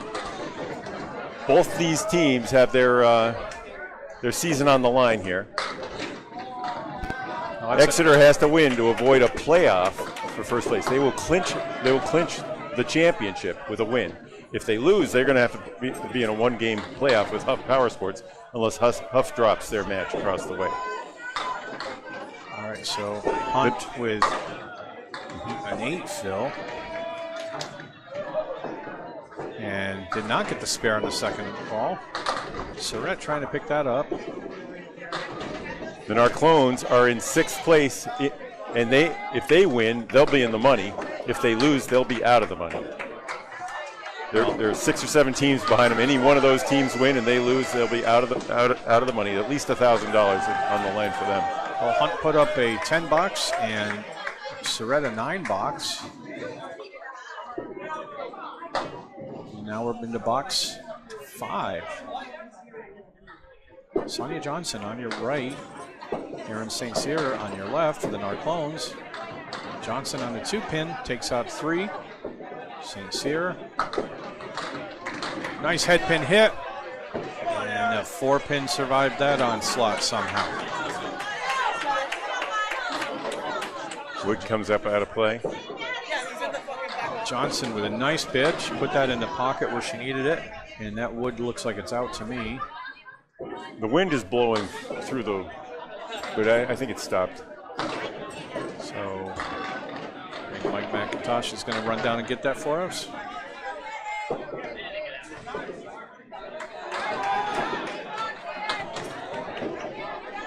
Just about an hour ago, Exeter was about to clinch on our lanes, and just a stirring comeback. All right, this is a big ball for the Narclones. And Aaron St. Cyr's got himself a spare. Nicely done. Johnson trying to get 8 and 9 out of this, and she has an 8. So that puts, I call her Sonia, I'm sorry, I see too many Johnsons in here. It's Mario Johnson. Yep, Mario. My mistake. And Mario put up a 9, right? She put up an 8 box. So 43. There's 5, and St. Cyr's at 44 plus a ball.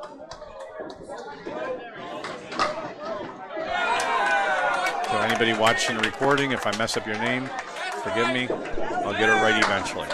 Mario Johnson on the first ball in box 6. And she starts with an 8 that leaves a 5-10. On a fill, St. Cyr drops a strike. Wow, 20 bucks. Big box for the Narclones.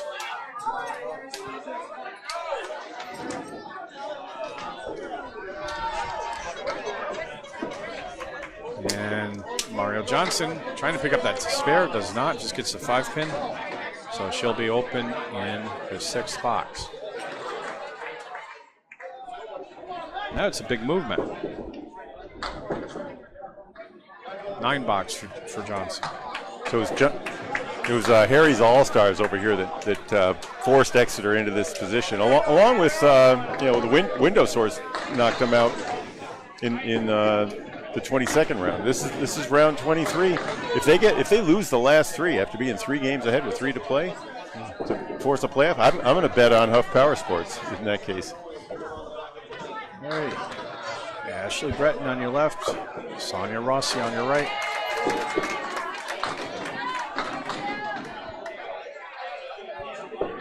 And Rossi is at 38 through 4. Breton at 36 through 4. Here comes Sonia. Misses a head pin. And she put down 5. Breton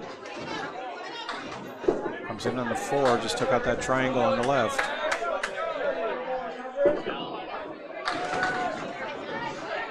Rossi looking at the 1, 3, 7, 8, 9, 10. Leaves the head pin and the 9 pin. Breton picked up a bunch, but still has the 1, 3, and 6 going. Nice 10 by Sonia Rossi. And Breton with an 8 box. So Rossi picks up a couple of pins for her team there.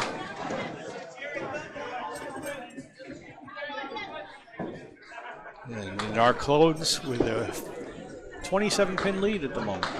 This is the big time for the ladies. This is their world championships. Their mixed world.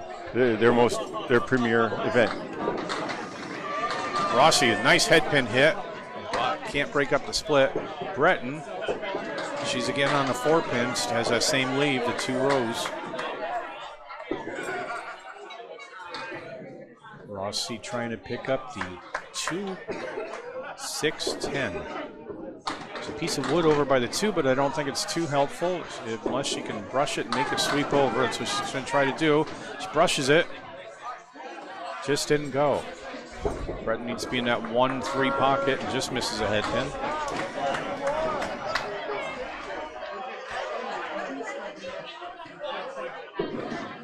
Rossi for the 10, and she gets it. Breton goes wide, and she gets the 7 box. Nothing went. All right, she's been struggling since the strike. That was a good start. Ashley had a 7, then a strike, then a 6, 7, 8, 7. Get herself to 51 after 6. All right, Tim Matero coming up to bowl against Sonia Johnson. Sonia Johnson. This is Sonia. Yep. She's on a strike. 2 Johnsons and 2 Sonias in this match. Many of them are related, yes. Are they? I don't know. The Johnsons are. Are they? I didn't know that. All right, Matero with an 8 drop. 2-4 left. Johnson, nice head, nice pocket shot, and leaves the 5, 8, 10. I think a lot of that wood may work. Let's see if Tim can pick up these 2 pins. And he goes wide to the right. Good opportunity here. Nice piece. And that 10 pin. It's going to go. There it goes. It's gone. Spare on strike. Enormous. You hear the crowd. That's a 20 box. So, and another ball to go. Matero gets the 10 that time. 3rd ball spare. He's at 53 at the half. Sonia Johnson, 65 at the half. Leads among all bowlers. I don't have a thing to say about it later, but that's with Aaron Fontaine, but we'll see. That was a nice slow motion spare, and the pin hit right on the ribbon. Just enough energy. Yep, just enough energy. And we've been seeing those ones drop short all week. So frustrating. All right, what are we doing here? Are we disabled? Yeah, no, Tim's got yeah, he's just clearing pin wood. in the wood, and he cleared a bunch of pins for some reason. All right. He's laughing. I think he. I thought that was an awful He slow couldn't ball. throw the gutter ball. He just That's good, though. You know, his instinct. It's forbid. good to be bad at gutter balls. You know, don't want to be too good at those. All right, here we go. We're coming into box 6. Tim Matero versus Sonny Johnson. Check on my score here. It's looking like a 34 pin difference. 278, 244. Matero on the head pin. My scores match the official scores. What you see is what you're getting. The Narclones, their season on the line. You know, they're trying to hold on to 6th, maybe move up into 5th place for $1,000 or $1,500, but likewise, ouch. Ouch. All right. All right, so Sonia got 4 on that fill. Yeah, just 4, but that's a big 4. 38 is the difference. And 6 box for Montero. And Johnson makes gone. a 10. Wow. Nicely done. That was a good trip. She's a 79 through 6. Montero at 59, right? Was it just a 6, right? 6, yep. Yeah, that's all she wrote. All right. Aaron Fontaine on your right. Devin Brooks on your left for the Narclones. These are the cleanup batters. They are both bowling really well right now. Sure are. And Fontaine is on a fill, I believe. And then he drills the head pin and takes 5. And it's going to be 9 for, looks like it, there it is, there's 9. Okay, and we got an update from Paul Grant. Huff Power Sports into the first 2 bowls in the 7th and 8th boxes.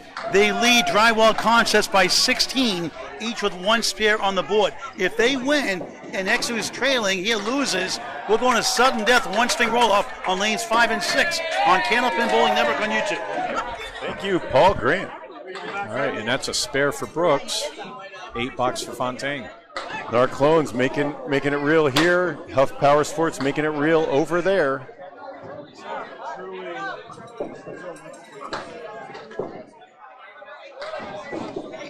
$56 for Fontaine, and what you see, it's 39. We're at the midway point with a 39-point lead. We've seen leads this big a race 2 or 3 times. Yep, we sure have. But these bowlers can do it. Not often. We've seen this lead hold 80% of the time at least. Yeah, we'd rather be in the Narclone seat right now. Fontaine starts off to the right, and Brooks hits the ball, hits it so hard that he does get the carry on the extra pin. he 6. sure does. That put down 6. He's left with the Caleri minus the 10. So Fontaine's got a lot of pins down there to shoot at, but the wood by the 1-2, maybe that'll help. I think that wood's going to splash his ball off, though. That could. The wood will do some good, but the ball might disappear. Those left back pins, I think, are at risk. No, he got him. Buried it. He Getting buried spare. it. Got the ball to go into the middle and got everything down. What a shot. Aaron Fontaine showing how to do it. Brooks full on the head pin, just picks off the head pin. Still looking 3 more for a 10.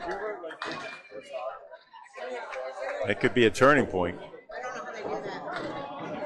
The lead was going Narclone's way all. Oh, look at that. All right. That's one way to do that, but it's Sweet. a 10 box. Hit the pins absolutely in reverse order. That's just showing off, maybe. I don't know. All right. 70. Anchor bowlers coming up. Kai Hunt on your left. And Jeff Surratt. Both on open boxes. Kai Hunt leads 51-38 between the 2 of them. And here comes Surratt. Just off the head pin. Late action. Our scores are checked and correct. All right, Kai Hunt leaves the inverted half Worcester, the 3 and the 9.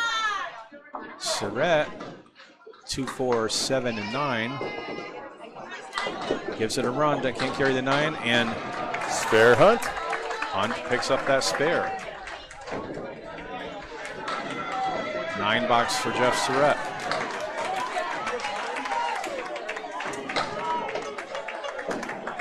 $47.5 for the superstar, Jeff Surratt. And Hunt is at 51 and a ball. Surratt, box 6. Off the head pin again, but he takes out 6. Hunt, he misses a head pin, gets 5 in his fill, so that's a 56 half, right? Yep. Okay. And Surratt has the 1, 2, 4, and 5 wood in the mix. Hunt with a 4 horseman plus a 10 pin. So Surratt wearing a Skinner jersey all week for some reason. That's all right. My mother was a Skinner. All right, no spare for him, and Hunt with a spare on him. Oh, Guy Hunt with a couple unlikely spares. Great shot. And Narclones are starting to run away with this, if they haven't been already. Okay. Lead is 42, 333 to 291 after 3 times through the order. It's not just that they're running away from it. Exeter is under 100 on their average. You know, even if Aaron Fontaine fills with 9, they'll have a 300. You know, that's It's not up to what we'd below expect, their yeah. standard, Yeah. frankly. Sure it is. St. Cyr on your right. Exeter in Marie. blue on your scoreboards, Mario Johnson on the left. And it's Aaron St. Cyr on the strike. Delivers. Hits the head pin, but not very much in the back rows. Johnson off to the right, just takes out 3. Now St. Cyr has some wood by the 5 pin. I think if he can hit the right side of that wood, maybe he's going to get. That's where he's going. All right, he gets a 7 and a fill. That's going to bring it up to 49. Johnson, oh, just off. She puts it in the right spot, and that 5 pin just doesn't go. So open boxes for both bowlers in box number 7. St. Cyr picks up an 8. Wow. Okay. It's on the object. 10 box for Johnson. So Aaron St. Cyr for the Narclones is a 79 through 7. Mario Johnson's a 62 through 7. Those who don't know the origins of the Narclones is Mike Nardone, who's one of their subs and their skipper. And he's down there on the At the table. scoreboard.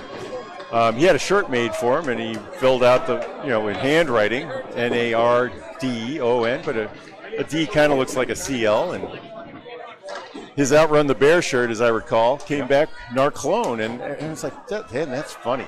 Yeah, that's exactly what happened. I used to bowl with Everybody Mike in the wants to be a summer. Narclone now. Great guy. All right, no spare for St. Cyr on the 8th box. Johnson's bid on it. And then Spare, Johnson, there it is. spare there. So chipping away.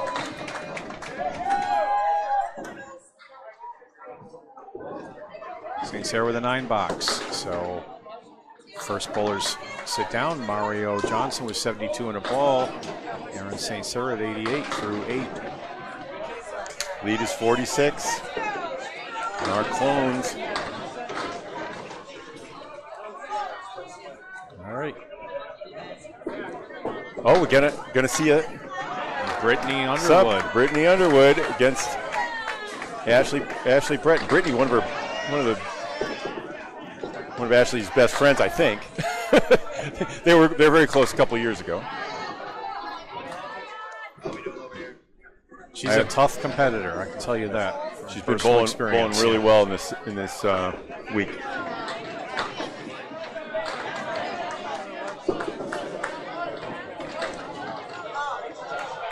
Her warm-up, she puts up a nice spare in the warm-up round. She's going to throw a couple more. That's a strike ball. No pins down there. Look good. Brittany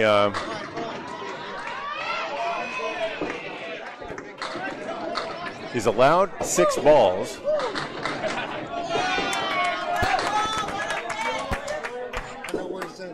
Yep. Thank you. Well, Brittany's bowling for Narclones. Oh, that's dumb. Yep, sorry. That's all right. At least you got the names right. This is better than I do half the time. All right. She's got another one to throw, and I think that's going to be it, but I might be wrong. She's buried on that head pin.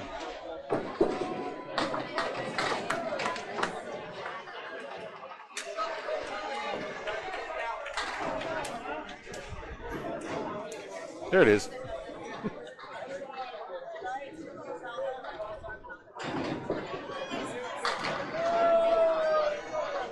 Now we're waiting for balls to return. Machines are getting a workout today, aren't they, Bob? All weekend.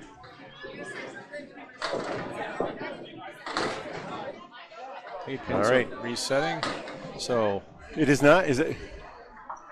Yeah. Here it comes. Here it comes. yep, and so Brittany's coming in with a 51 through 6, courtesy of Ashley Breton, and Sonia Rossi with 58 through 6 on her own.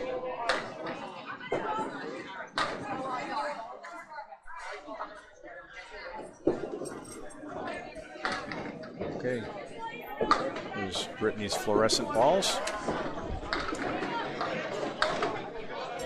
Seen her in action at Timber Lanes.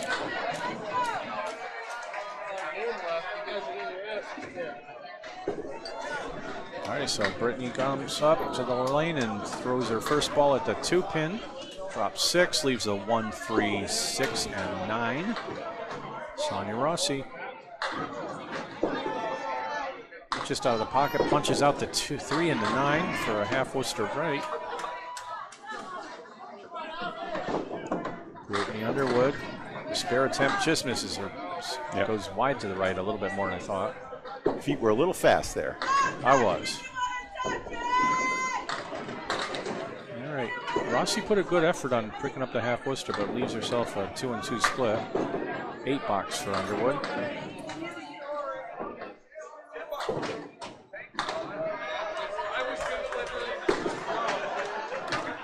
Oh, nice out. She worked that wood the right way, gets a 9 box, picks up a pin for the Exeter team. 67. Sonia Rossi. Little gain there, down to 45 is the lead. Narclones trying to use the sub to clinch it. Ashley did her job with a strike in the second, and then she was getting a little loose. Brittany Underwood right in the pocket, drops 9. That was a nice ball. Sonia Rossi puts it in the left pocket, and she drops 9. 2 solid 9 drops from these 2 bowlers. Underwood looking at only the 8-pin. The 5-pin for Rossi.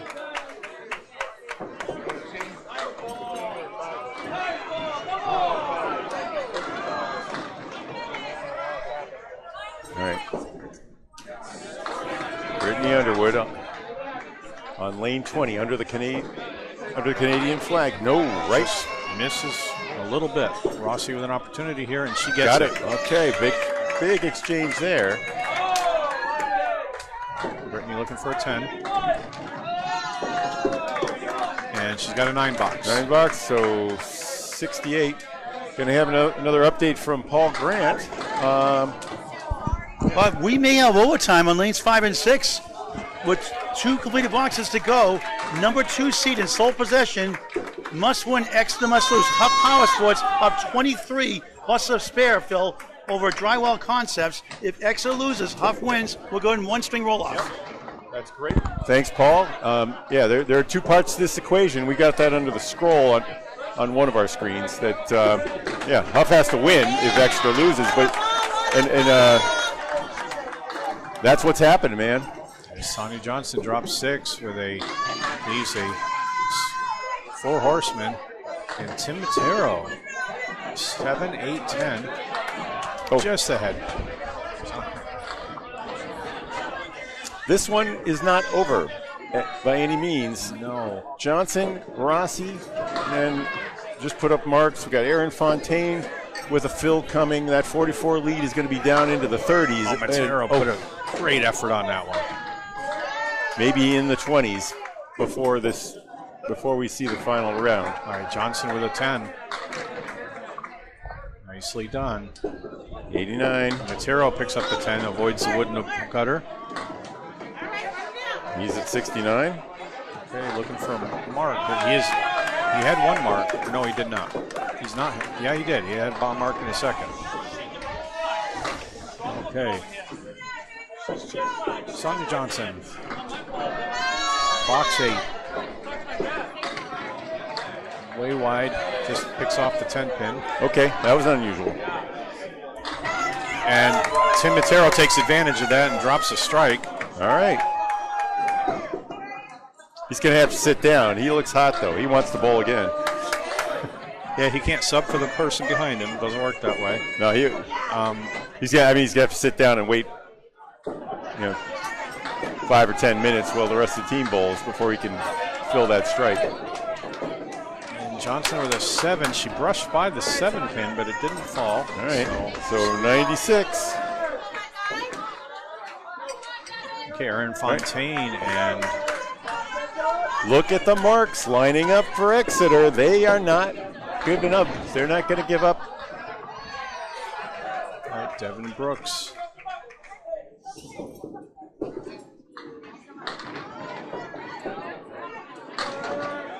It's 5. Aaron Fontaine is on a spare. Thanks for evening it out.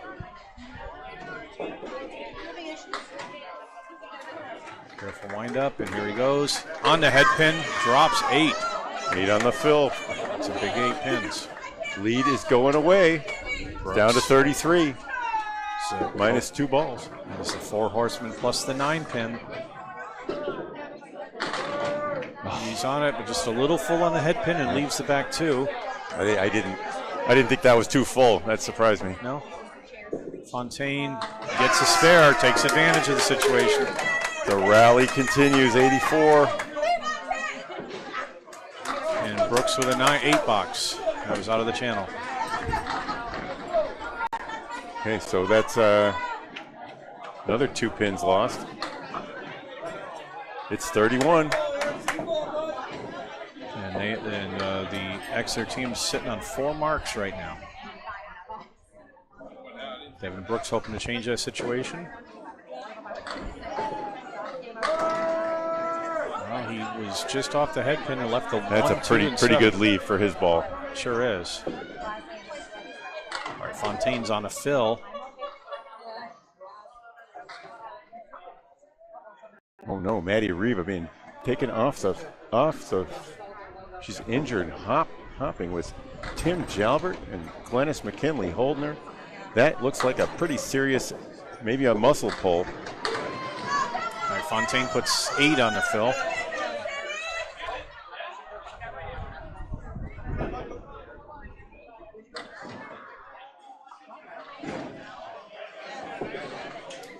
Nope.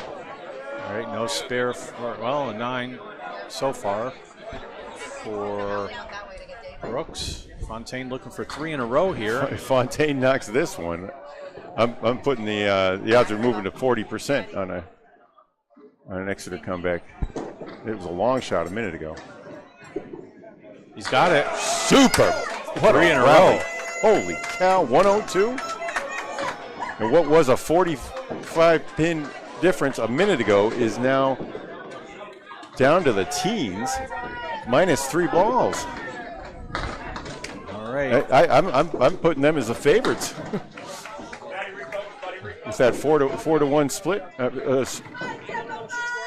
Kai Hunt's right, on a fill. I forgot. Actually, no, I haven't put in the 91, the 10 for Devin though. I know. But it's. Well, Hunt put 6 on his fill. Surratt on the 2 pin takes out 5, leaves the 4 horsemen in the 7. Okay, but now the lead is 29 minus 4 fills. It's basically a 3 pin difference if they fill with 6s. All right, Surratt misses a spare opportunity. It's going. Hunt, Touch. what a shot. That was a 10. That was for a 10, right? Yeah, it was for a 10. So it's Surratt a 9. gets a 9, so matching 9 boxes here. Here, Mario rallying the squad.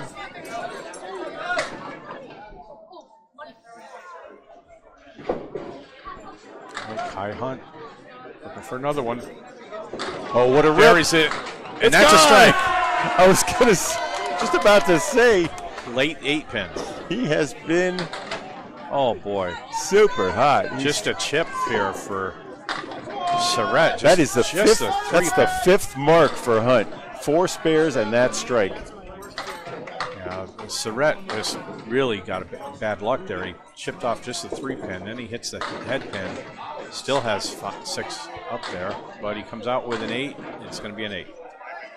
All right, 73, and just so what was down to down into the 20s is now back up to a 31-pin lead for the Narclones, and that strike balances at least one of the spare fills that's coming up. Well, we'll match his with Tim's strike. All right, Mario Johnson on lane 20 and box 9 is on a fill.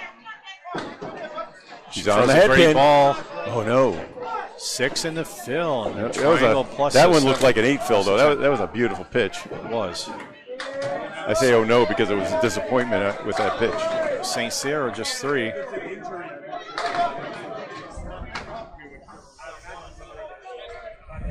We're on the last trip around, so let's get the scoreboard straight. No spare for Johnson. St. Cyr. All right. Still 4 pins up for him. But the wood looks good for a 9 or a 10. Johnson with a 7. Ouch. St. Cyr hoping to plow these through. And he gets a 9. Can't get the 30 pin to go. Down to our last 9. All right. 27 is the difference now. St. Cyr at 97 through 9 and Johnson at 85 minus through 9. 2 spare fills. Each team has a strike fill. Difference of approximately 13, 14 pins. Johnson's first ball is on the head pin and she breaks up the split, so just 1 pin left. Just the 10. St. Cyr on the 3 pin, but he gets some good action and leaves the 1, 2, 4, and 8, which is very makeable spare. Johnson needs to get the 10 pin clean.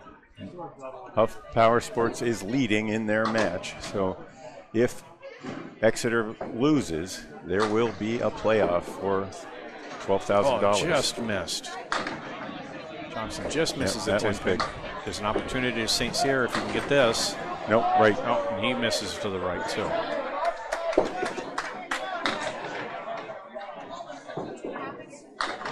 For the 10, Johnson gets it. St. Cyr takes a 7. Okay, so it'll end up being a 104 to 95 on the out of the first slot. Okay, Sonia Rossi in lane 20, and she is at where right now? She's on a spare. I think Mario's got to throw her last couple balls. She's going to hop and do it because otherwise it's too late to sub. Sonia Rossi puts 9 on the fill. Wow. Brittany Underwood drops 4 to start.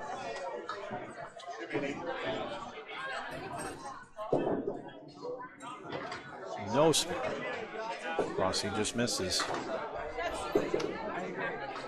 Underwood gets a little bit of a break, but leaves the head pin. 9 box for Sonia. And Brittany with a 9 box. Thought that was in there. That's a big.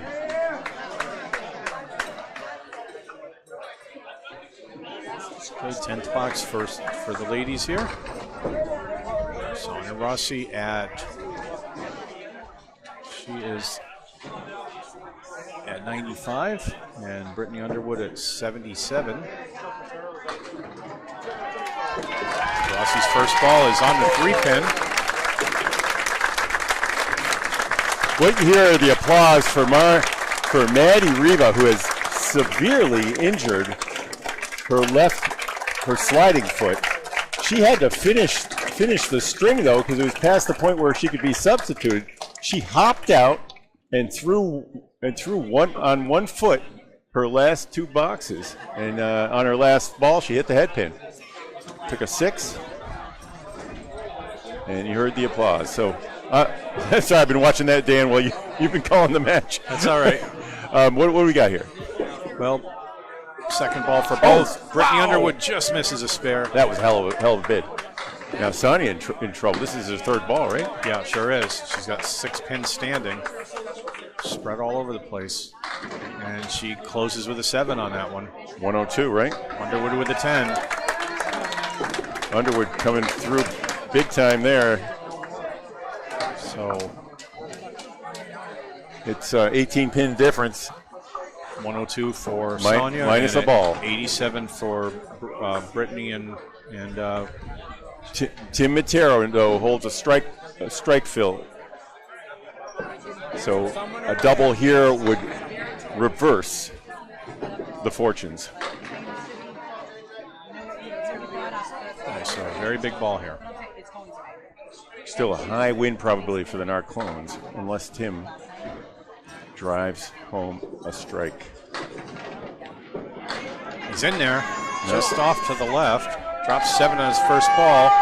Great pitch from Sonia, though. Johnson drops 8. She's left with the 2-4. Tim's looking at the 1-3-6, all in a line. And he picks off the middle pin. That's well, 8. The ball's still acting. Nope, not going to do anything. And a spare for Johnson. Wow. Big spare. So 8 in the strike. Sonia Rossi's getting the best of Tim Matero here. That was a 9, so 96 for Matero, right? Yeah. All right. No, he put 8 in a strike. 8 in a strike, not 9. But a 9 box. Yeah, and a 9 box, so Yep. he's at 96. Yep. So you're we correct. are correct. matching the official score.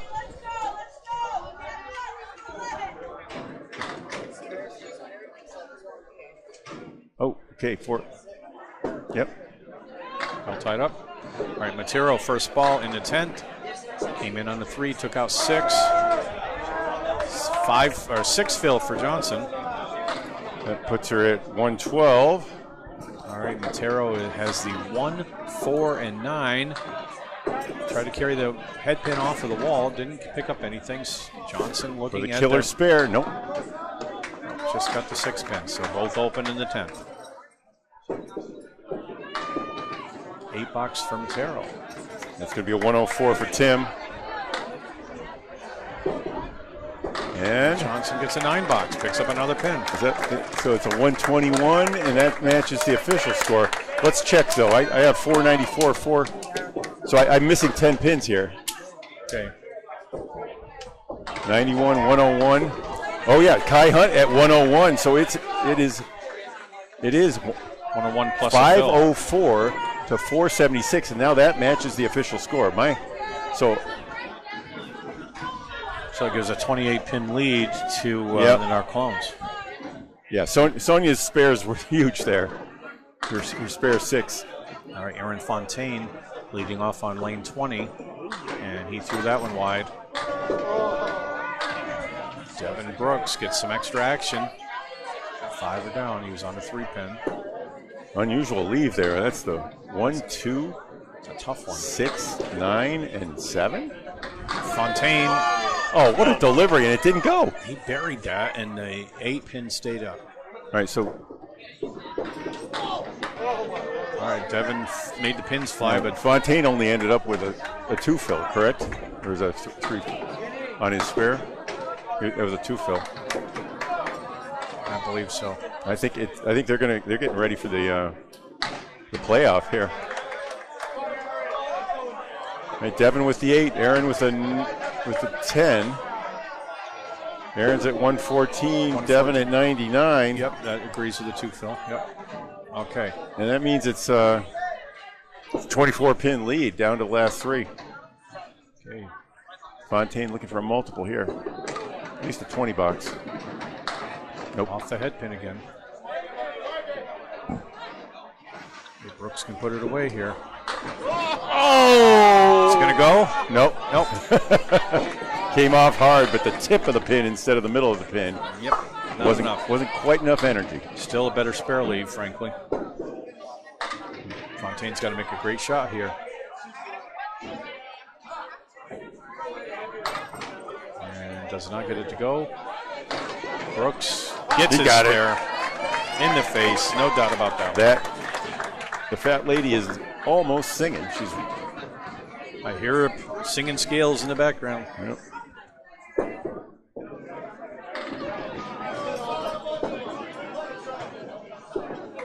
On a fill for Brooks is 8.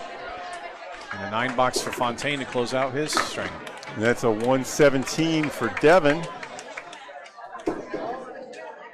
33, the difference. And we have a pin out there that somebody's got to chase. It's 530 to 497. That matches. Exeter is limping home to what's figuring to be a playoff. I don't know. Have we heard, Chris? Have you heard what?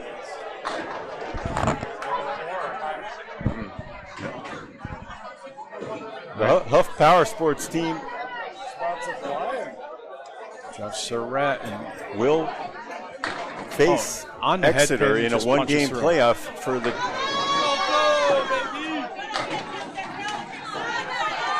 Okay, Surratt on the spare attempt, and he gets the 3 on the left. And Kai Hunt is on a 8 in his first ball on his fill.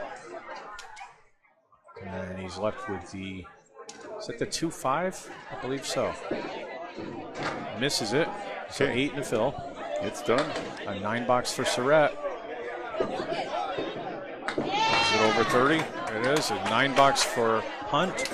He's at 118, right? Yep. Yep. It's over 40. Yep. So that'll do it. Narclones will win this game. And they're gonna be in at least 6th place in the money. Nobody can pass them. And for good measure, Hunt drops 8, leaves the 5-6. Surratt, there it is. Surratt gets a nice spare at the end. He's at 92. Hunt puts it between the pins, so no mark for him.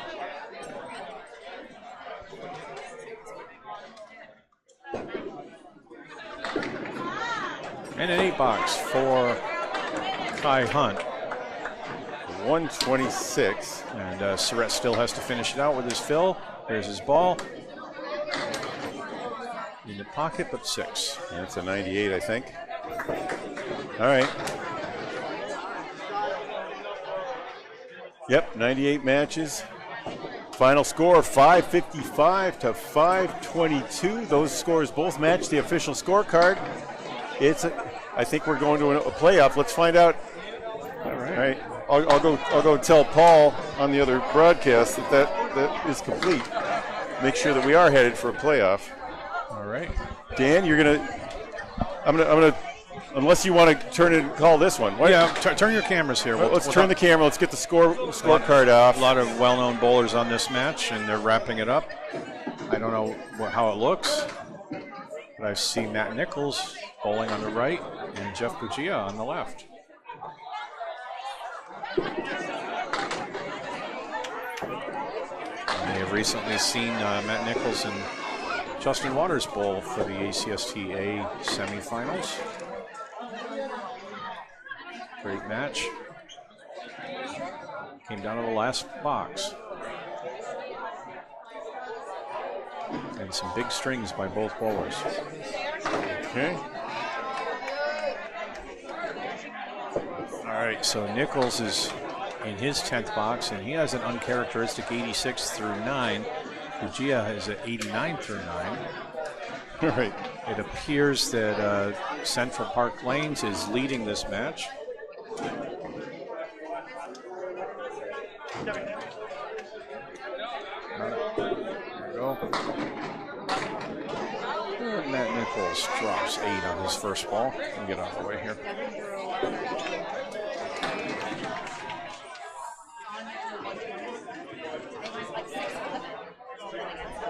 Gia drops 6. Nichols with a spare in the 10th.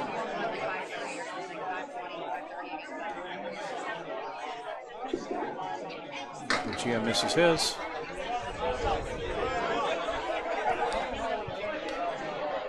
Right? And that will be a 9 box for Jeff Bugia. Nichols is at 96 and a ball. Bugia closed out with a 98. So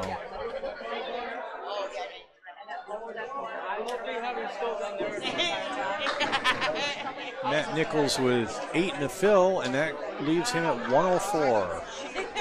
Stuck like this, and then went straight down the hole. All right, Timmy Douglas. We watched Scotty Douglas a little while ago. Now we get to see Tim going against Keith Beaupre, one of the fastest balls in the game.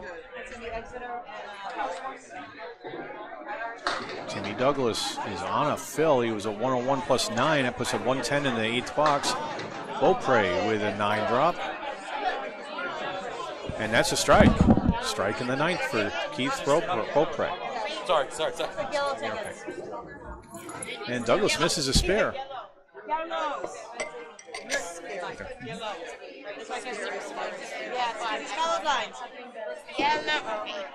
Douglas with a 10 box is at 111 through 9. Beaupre on a strike coming into their last box of this game.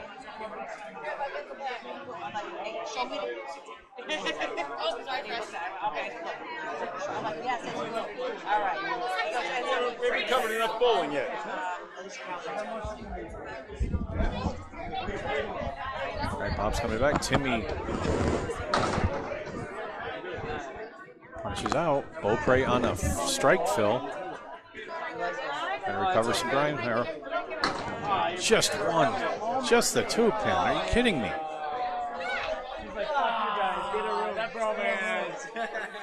Timmy trying to pick up a spread eagle -1, and he just gets the 3 pin to go. Second ball and a strike fill for Beaupre. And it's a 6 fill and a strike, so his 9th box is 98, or 97, I'm sorry. And Timmy Douglas finishes with an 8 box, and that's a 128 game for Timmy. 7 box for Keith Beaupre, 90 or 104 for hands up. It's 97 through 9.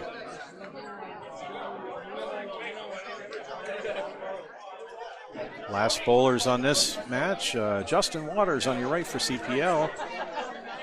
JJ Tarigny on your left for the window, what's the name of that team? I can't read it. Everybody else knows but me, what do you know? All right, Waters starts out with a strike. Tarigny with a Colery.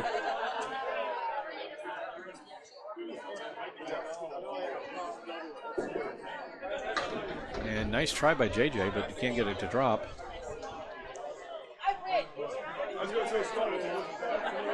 So still has the 2, 4, and 6, and he gets them all to go.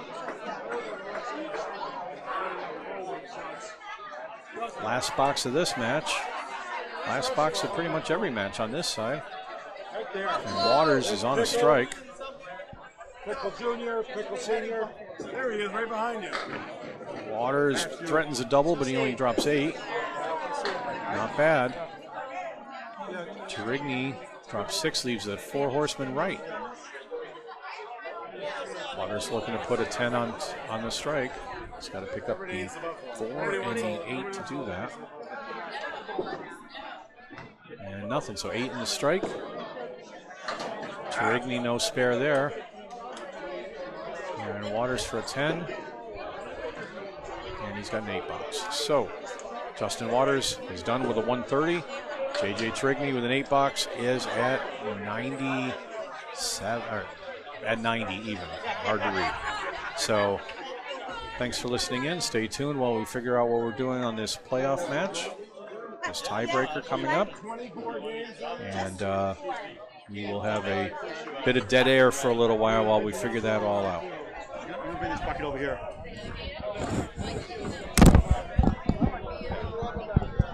We've got a live mic here, so. Of course, yeah, I said goodbye, everybody. I have no idea what my other two carvings are. The most important part. No, I got the keys. I'm the most important part.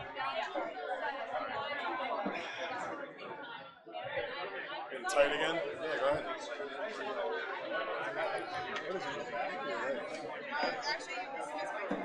Like shooting down your back?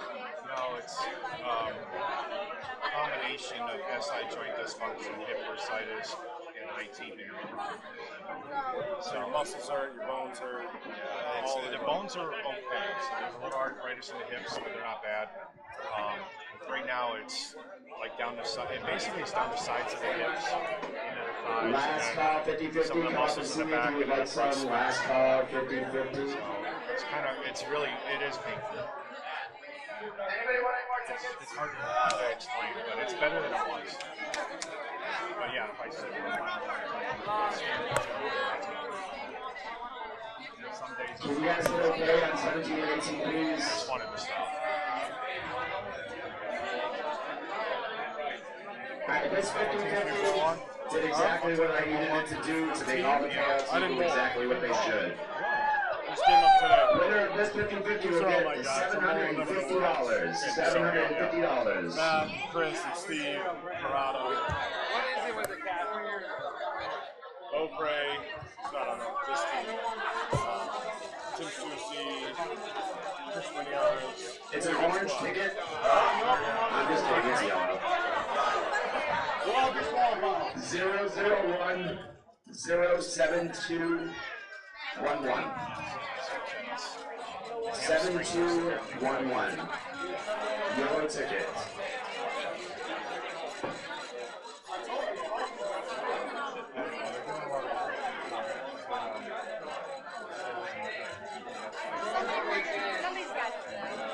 That is it.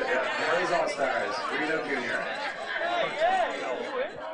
I am going to announce everything. There is a roll-up, as most people already know, but I'm going to do everything before that, so that the only two payouts left will be them two. I think part of the problem is I played my bowls longer than I should have. So the rest of them.